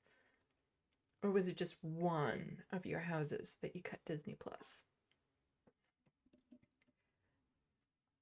It is just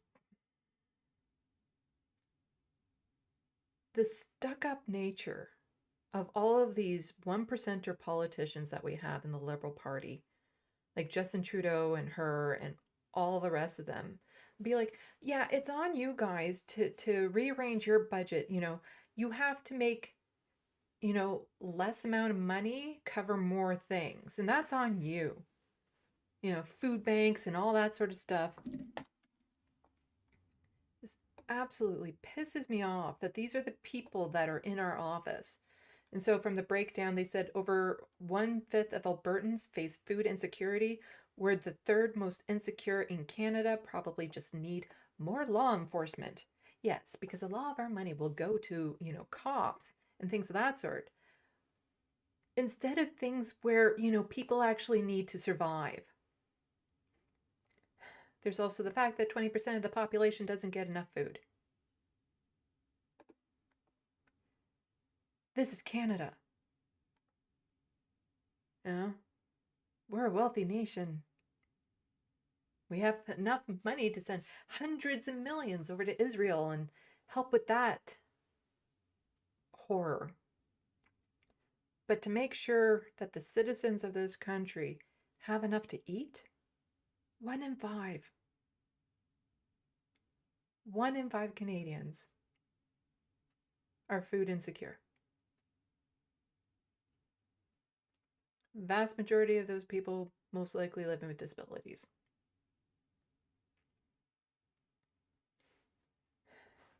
And what does our government do? Pink body bags.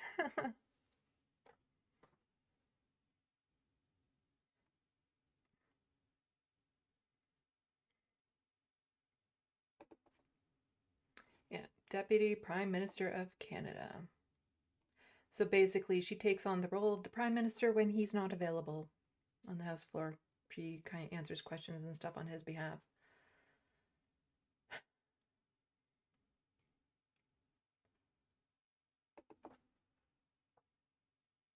I'm just disgusted with politicians in general. You know, the fact that I wanted to be one. Okay, I knew that if I ever got to be in office, chances of me making it the full 4 years were very slim because I don't play well with others. But yeah, no, just cut your Disney Plus so that you can afford, your $100 grocery bills, saving the, I don't know how much does Disney Plus cost, like $20 a month or something like that. Yeah, that $20 a month is really going to help with that $100 grocery bill that you have to do a couple times a month. They are just so out of touch with regular people. And their heart will just break for these long lineups. And it's like, well, then do something. Like, that is their job. That is their literal job.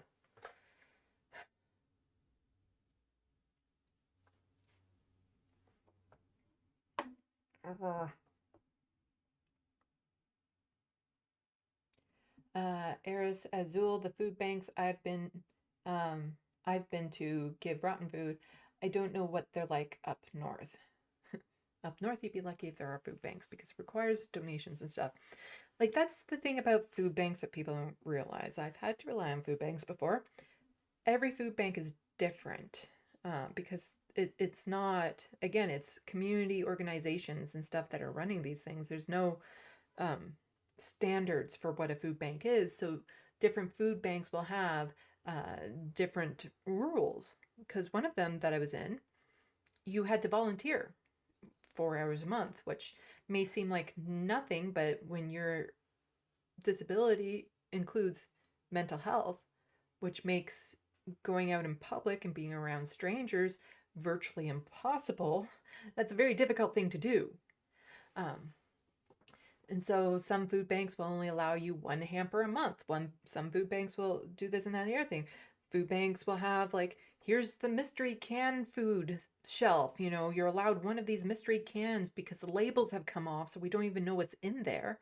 Of this low quality, sometimes, shelf life dead food, depending on the volunteers who've gone through it and picked out all the things that have started to go rotten with the fresh, if there is such things. Like one of the things that I would do at the food bank when they said, here's all this shelf of bread and stuff, and me being autistic me, it's like, well, which do I throw out? And they're like, well, anything you wouldn't eat. Oh, damn it, my light just went out. So I threw out 90% of what I saw because it looked like it was about to turn bad. I'm not happy with that light. Sorry, I got super distracted by that. I have a light up here, and there's nothing I can do because it's a cordless light, which was supposed to be good. But it should be lasting a hell of a lot longer than it has been lasting. It's about to go out again. Yeah, different food banks will have different regulations, different rules, and not all of them are accessible near transit. It is just the fact that so many Canadians have to rely on it. And these politicians are more than happy to do photo ops at them or say that their heart breaks for all the people that have to go there and then do nothing about it. Oh.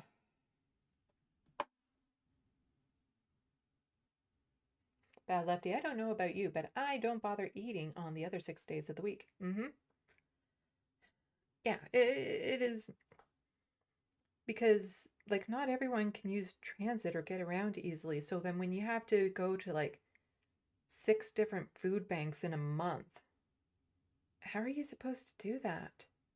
And not all communities will have that many food banks. Like some communities will only have one food bank where you're allowed one hamper a week or one hamper a month, and those hampers aren't very, they don't last long of the food that you can even eat in it.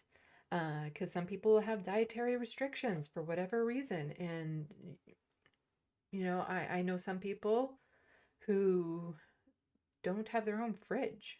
They have a microwave, so they need to have ready-to-eat meals, something that they can just pop in the microwave. Or they have like shared fridges and stuff, and they can't trust their food in the fridge and all that sort of stuff. It is just, yeah.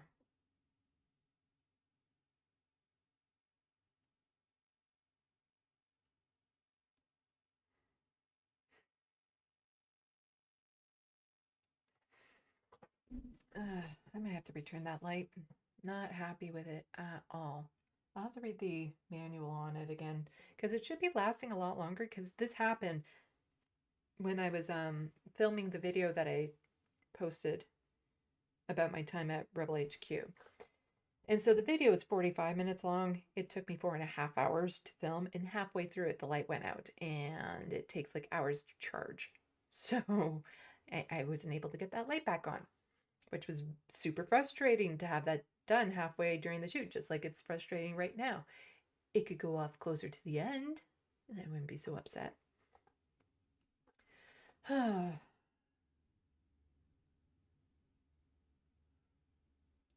Let's see. Yeah, and food insecurity up north is just because it costs so much more money to send food up there. It is just.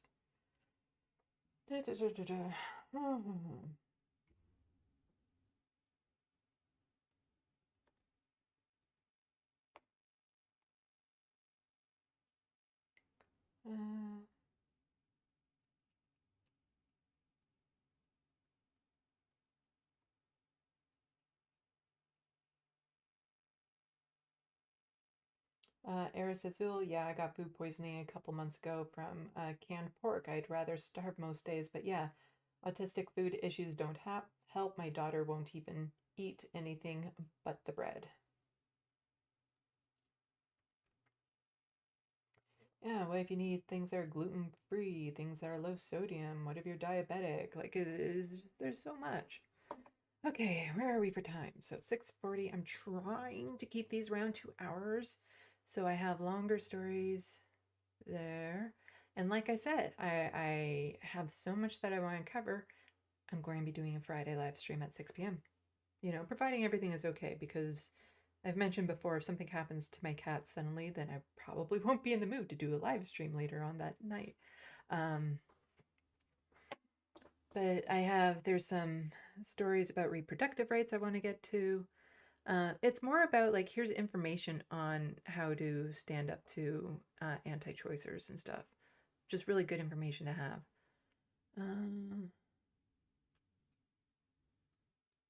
So we got to those. Don't feel like covering that right now, but can cover it later.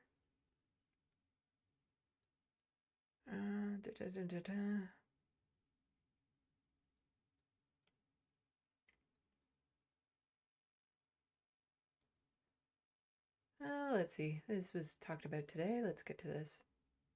Talked about today on the Majority Report.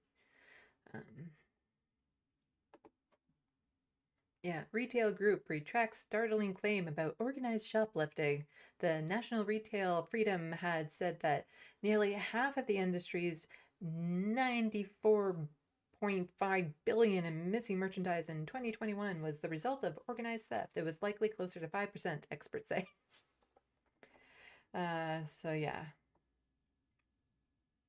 So National Retail Federation report last spring, organized retail crime was responsible for half of it, in-store merchandise stolen.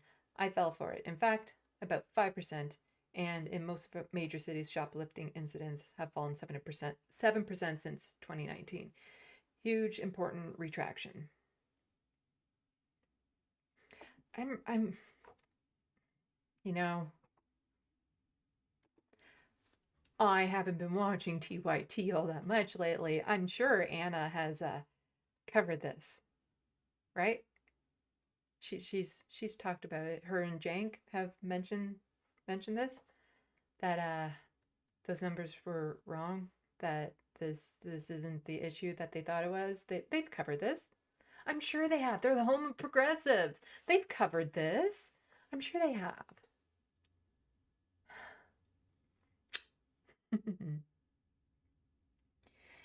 And the thing is that they weren't listening to people who actually,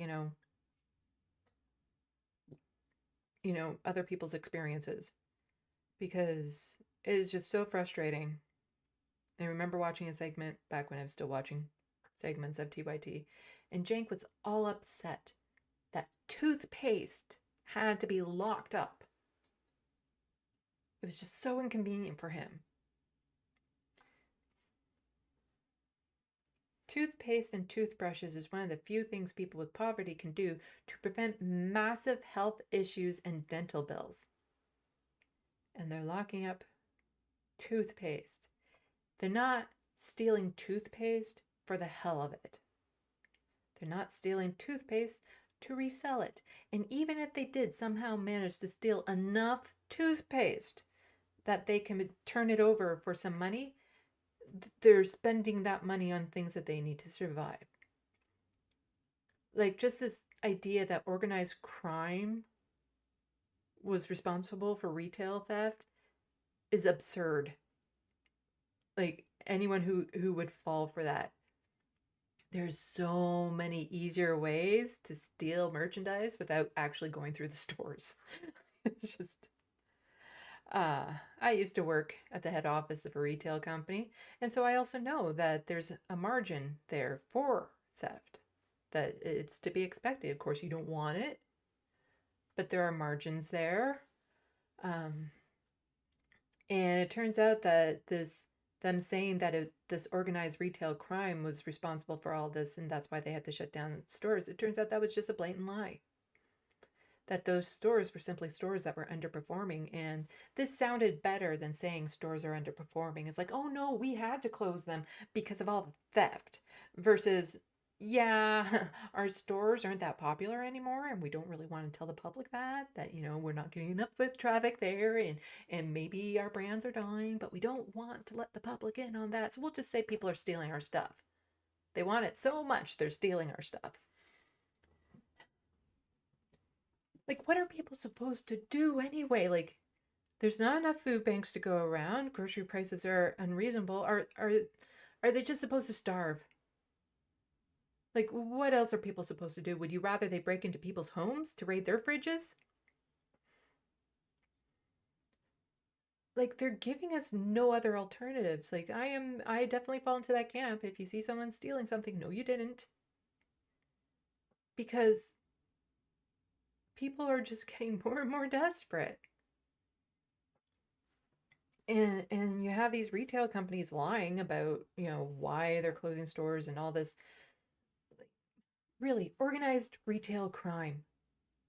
Like, do you hear those words, how absurd those words sound together? Or like, what, you have gangs of, like, the Zellers crew, back when there was Zellers, but there's no Zellers anymore, so that's why they're the Zellers crew.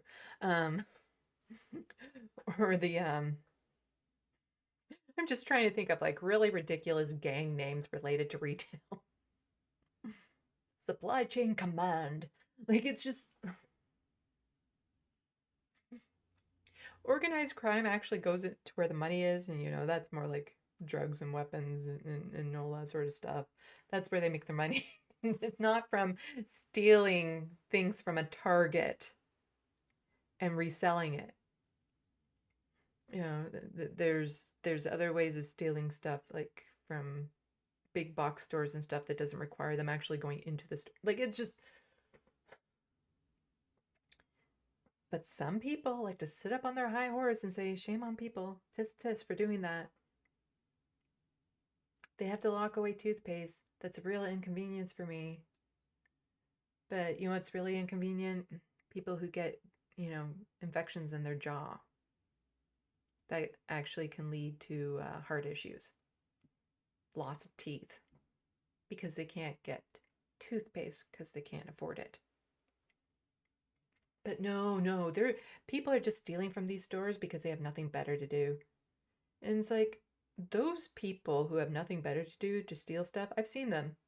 I actually have, and they're ridiculous, and they're doing it for a joke, and they tend to be men, white men, around the ages of 16 to 20. I've seen them steal things for the hell of it, for a laugh. Oh, and also they have money. But the vast majority of people who are stealing things from grocery stores and stuff, it's because they're starving. And the whole idea of, like, oh, but they're stealing this high-end steak, or they're stealing, this most expensive thing. So, like, what? Are people only allowed to steal the stuff that is on the near expiry stand? Is that it? Like, we're only allowed to steal stuff from there. Is that what you're saying? Like, we can only steal the lowest of end food, like the food that's about to go into the food bank.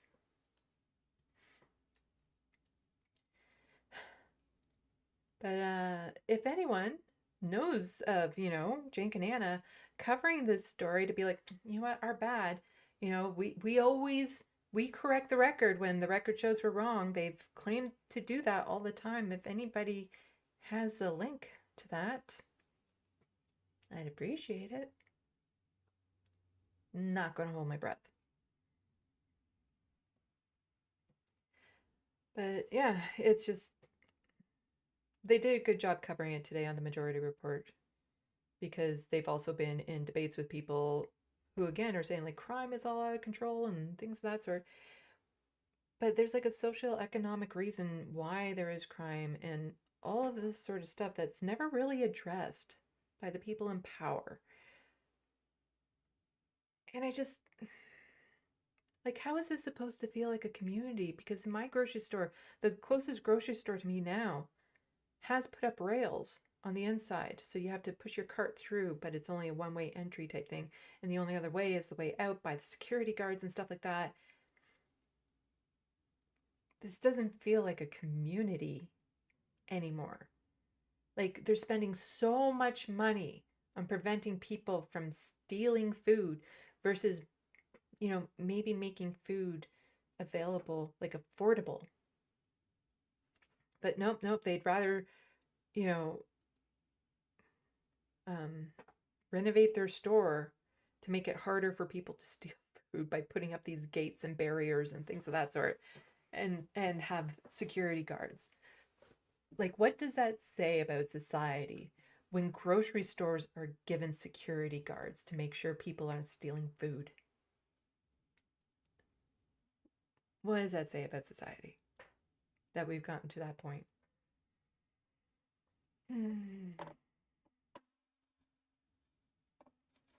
Yeah, so I'd be interested to see, if there is that, that retraction from Jake and Anna about that organized retail crime. Seriously. You really think they're sitting around in their converted warehouses with maps of like retail stores like they would for a bank heist and being like, okay, so at this Target, we have these aisles here, and the aisle that we want is over here. But in order to get to it, we have to go by these security people here, and then you need to know the combination, or we have to shut off the power so that the doors will work and the alarm doesn't go off. And like, you really think that people are plotting that out? You think that's a thing? Like, you think the next, what is it, Ocean's 11 or something will be about a retail store? Ocean's 17, Target in Las Vegas. Really? Organized crime responsible for retail theft. Ugh.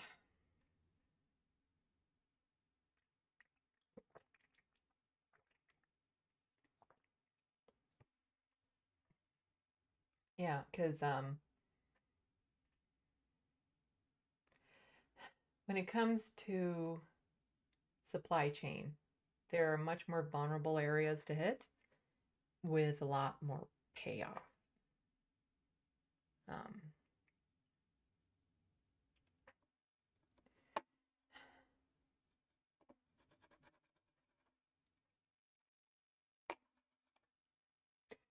so my wireless mouse just died. Everything is like losing power suddenly. Luckily, there is a cord for this. Uh-oh.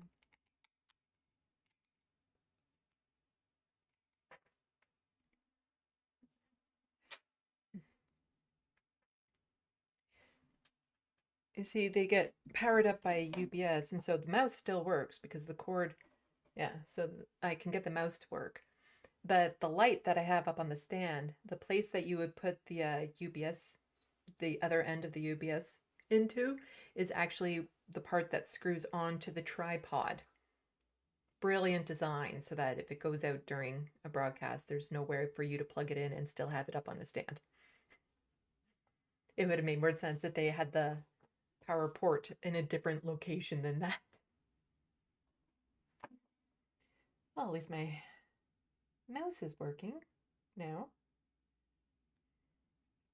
Da, da, da, da.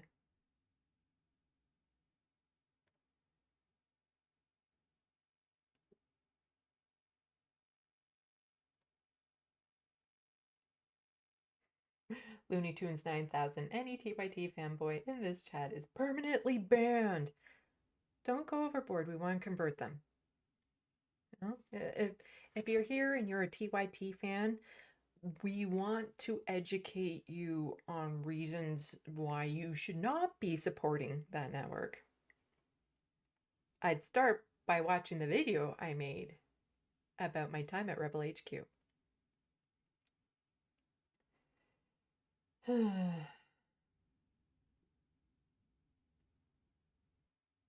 Eris Azul, yeah, I'm a transmasochist or transmask. So TYT isn't allowed in this house. Okay, so I guess that doesn't mean masochist, because if you were a masochist, then you would want TYT in your household.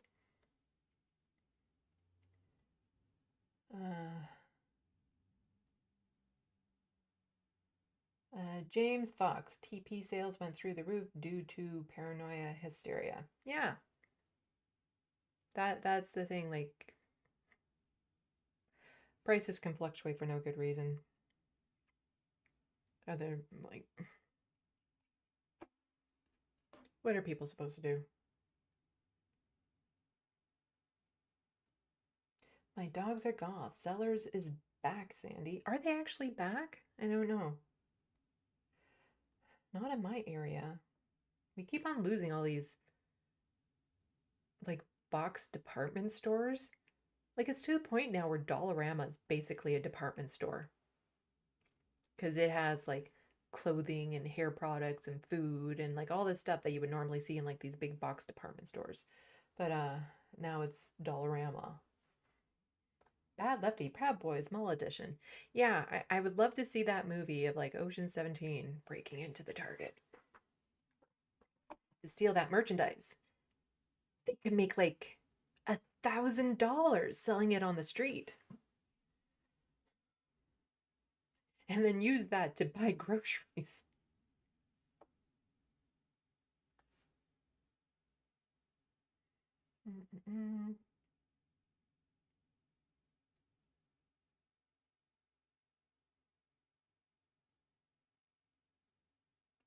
Transmasochist sounds like an awesome band name. Yeah.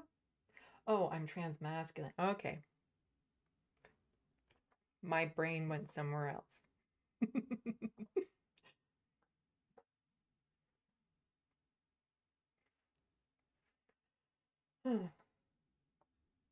Yeah.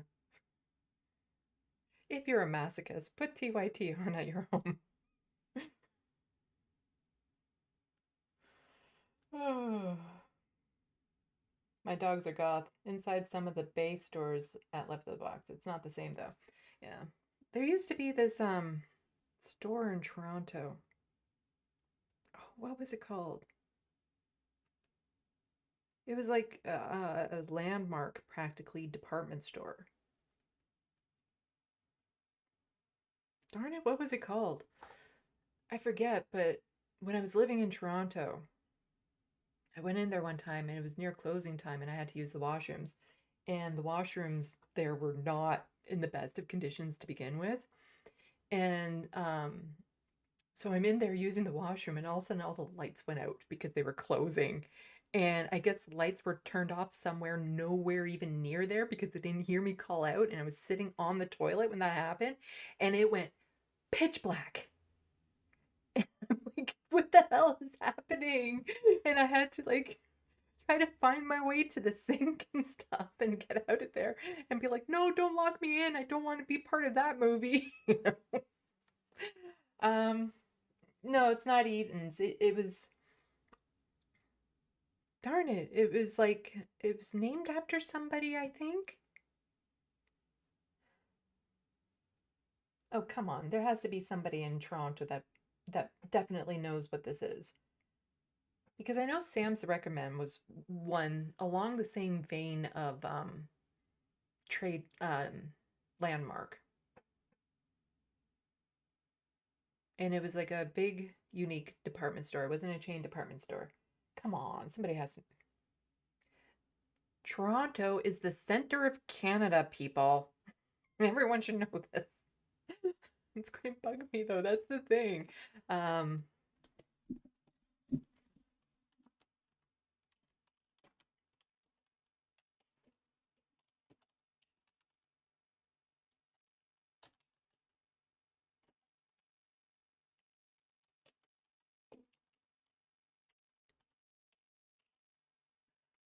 Honest Eds. That's it. There. Found it. Honest Eds.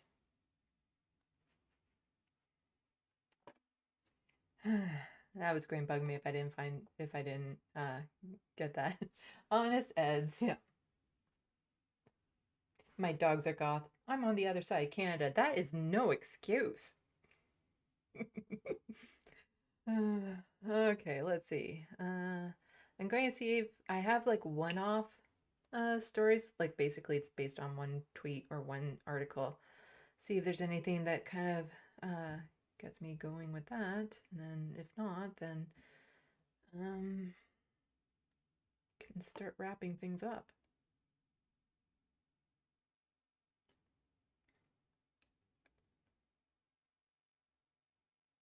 What was this one?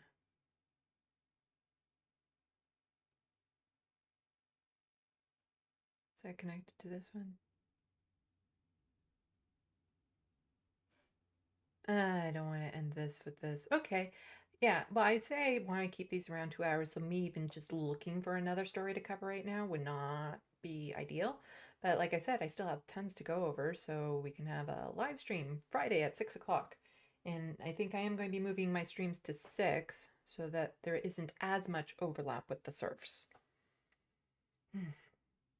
So, let's see, did I talk about everything I wanted to talk about? I think I talked about most of the stuff I wanted to talk about. But I do have some interesting stories, so let's see. So there's a story, stuff on reproductive rights I want to get to. Then there is, let's see. I might want to cover the Chris Hayes. He had a good video out about Gaza recently. I saw a clip of it. I haven't watched the whole thing though. Oh, one that will be super interesting to get to. I'll just put it up on screen so you know what I'm talking about. Preview Friday. Press progress. Right-wing trolls are freaking out after learning they can get sued for calling people groomers on the internet. Canada does not have free speech. We have hate laws. I haven't read the article, so I was hoping to read it with you guys to find out exactly what it all means and then go over some of that stuff. So that will be a fun story to go over on Friday. So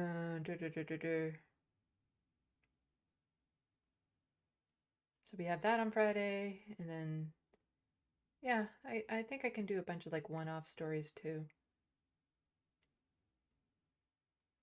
And then who knows what's going to happen between now and then. Grand Theft Auto bot. Wow, I just Googled Silver Snail. Looks like they're still around. I'd be surprised if Silver Snail went away. That I went to Silver Snail a few times, even though I was never really into comic books. But they had like other like figurines and stuff there, and you know, you could buy merch from different movies and whatnot.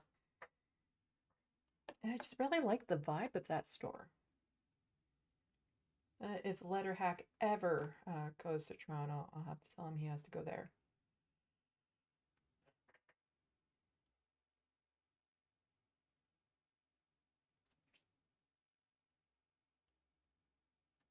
Morbius Drag, and I'm a fan of TDR, but not TYT main show. I do like John, although I haven't even watched any of his stuff in a long, long time. like from before he left for paternity leave. Yeah, I have my reasons I can't support any of them. Just everything that happened there with me and some of the things that they do, and just again my disappointment that a lot of these people didn't push back, speak up the way, like the people with job security there, they didn't push back against Cenk and Anna. And like I know John said something kind of, trying to find the middle ground around the anti-trans stuff that they were saying, and he was trying to find that middle ground. And I know he's always been really good before on, trying to learn the proper language, or if there's new language introduced, to use that, and open to being corrected on that sort of stuff. But some things there is no middle ground on, and it was just disappointing.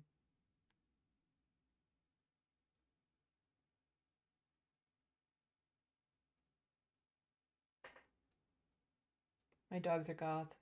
Hello, crazy. I was shopping during a storm once where the power went out. It was weird. Sorry, that just made me remind me of this fun, cute little story of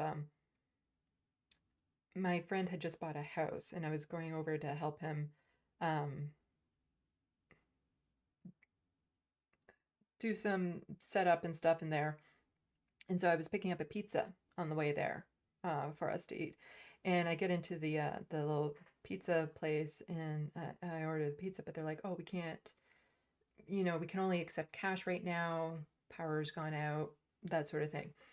And I'm like, oh, who has cash on them? And so I called him on the cell phone to be like, hey, do you have cash? Because the power just went out. And everyone in there could hear him say, thank God.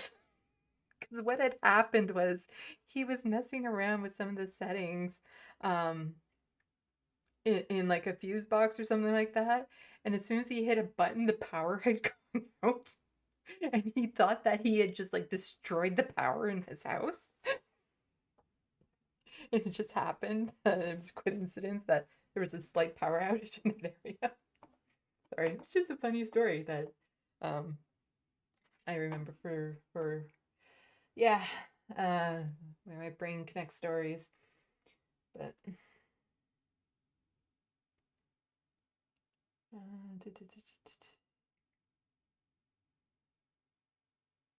Grand Theft Autobot. I've only been to Toronto like once or twice. I went to Silver Sale, 2-floor comic book store. Yeah, really nice place. It's the thing, I miss living in Toronto. Like there's just always so much there, so much culture, so many little nooks and crannies and interesting streets. You could find food, authentic food from all around the world. Any given weekend, there was some sort of cultural festival going on. Like it was just, it's really nice. Like I sometimes get like a bit of a nostalgic feeling, even though I only lived there for 3 years, and one of those years was in the shelters. But there were some places that you really grow to like and stuff, or just the little street markets that they would have, and but it's just so damn expensive to live there. My God. Mm.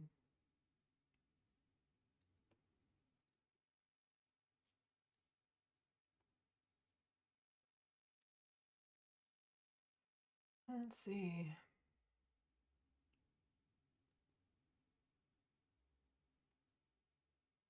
Yeah, Grand Theft Autobahn. I'm a fan of most TY people, but despise the upper management, Jake and Anna. Yeah, there's a lot of good people at TYT. That's why I say I'm not trying to cancel them in my video. I don't want TYT to go away. I want them to be better.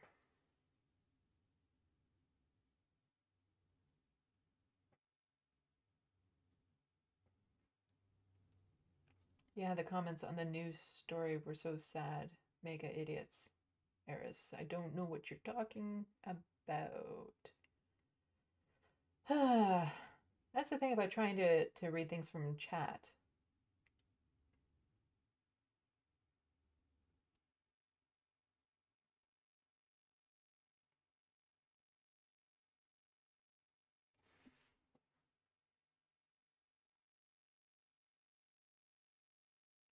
Grand Theft Autobot, I did hear John say words of support towards transgender people, but didn't specifically calling out Jake. And that's what I mean by the middle ground.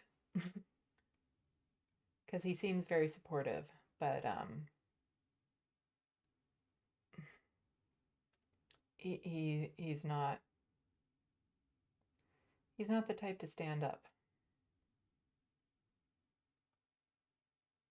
And I can understand it, new father and all that, and doesn't want to put his job at risk. Like, I get it. I do.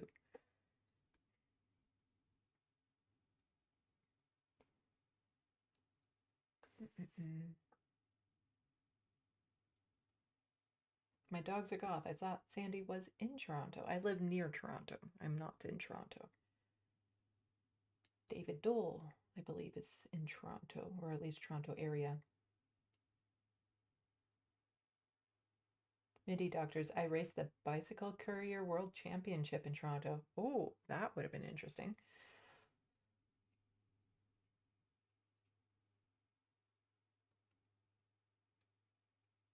I think I'm near the bottom.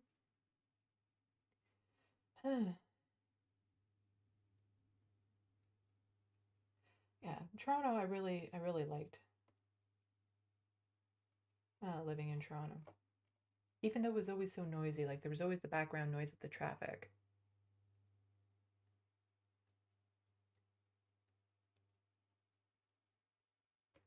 And it's like, even though I really liked living there, I don't know, even if I had the means, if I would. Yeah, because it might then lose its nostalgic feeling I had for it. Okay, so I've rambled long enough. So yeah, I have some interesting stories that I'll get covering on Friday at 6. So hopefully I don't overlap with Lance too much. Yeah. Talked about Star Trek Next Generation, which was interesting, which I'm probably going to watch a couple episodes after this. I do need to get something to eat before I go out for my walk as well. Let's see. So, we'll do this and this and this. Getting so fancy with my OBS. So, if you can, please support my content by becoming a patron, linked below. This is the logo, but it's linked below. I don't have the technology on OBS to link it right here. Or I have an Amazon wish list, lots of little things on there to help build the studio, help with my pets, to help with my art, or just little things that can show your appreciation. I'm on these social medias. I gotta point that way. That way. Although, admittedly, I'm not on Instagram or TikTok the way I'd hope to be. And I'm not on Blue Sky the way I'd hope to be. I'm pretty much still just on Twitter. I have art that I want to focus on soon. I have some drawings in the works that I want to get done. I still need to write up the thing to post to Twitter to put out a call for because I want to do a portrait for somebody living with poverty as a way to thank somebody for their super duper kind donation towards Frodo's vet bills. Somebody sent me over $500 to help cover his bills. So in that person's honor, I want to do a pencil portrait for somebody living with poverty at no cost to them. I still need to just write it up, the message to post and stuff. And ooh, let's do that.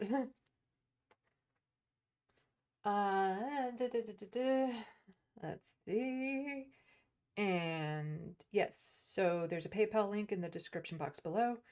As well, if you're Canadian, e-transfer to SandeeLovas@gmail.com, which is the best way to send money if you want all of your money going towards that actual cause. Because here in Canada, you don't get hit up for that.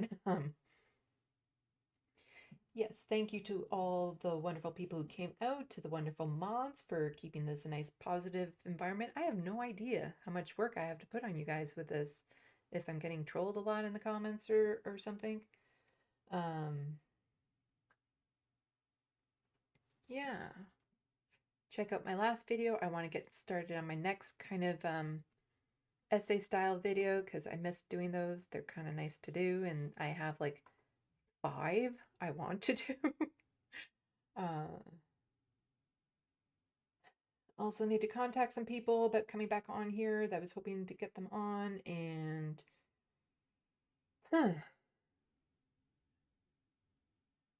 yeah, I think that's it. I still need to find a better flow on how to end these. I don't know what the best flow is for this yet. Oh, right, about Frodo's vet bills. I'm still about $650 away from paying off his vet bills. And that's providing I don't have to take him back in. And I keep on getting distracted by chat.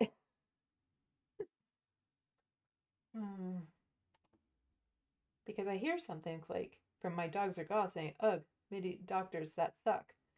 And then I'm like, is this something I need to be in solidarity with? And so I'm trying to find what that's in relation to. Oh, Labour went transphobic, agreeing with the Tories in the UK on school guidelines.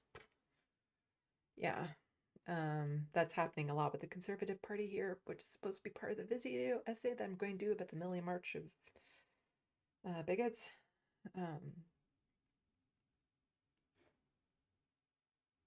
Yeah, lots on the go. Okay. So, see you all back here Friday, 6 p.m. I think I thanked everyone I'm supposed to thank. Again, always worried that I'm going to forget people that I should be thanking. So just know I thank you all. And then we'll do this. Salut, à la prochaine. Thank you for watching and stay tuned. I'm Sandy, wishing your tomorrow is better than your today.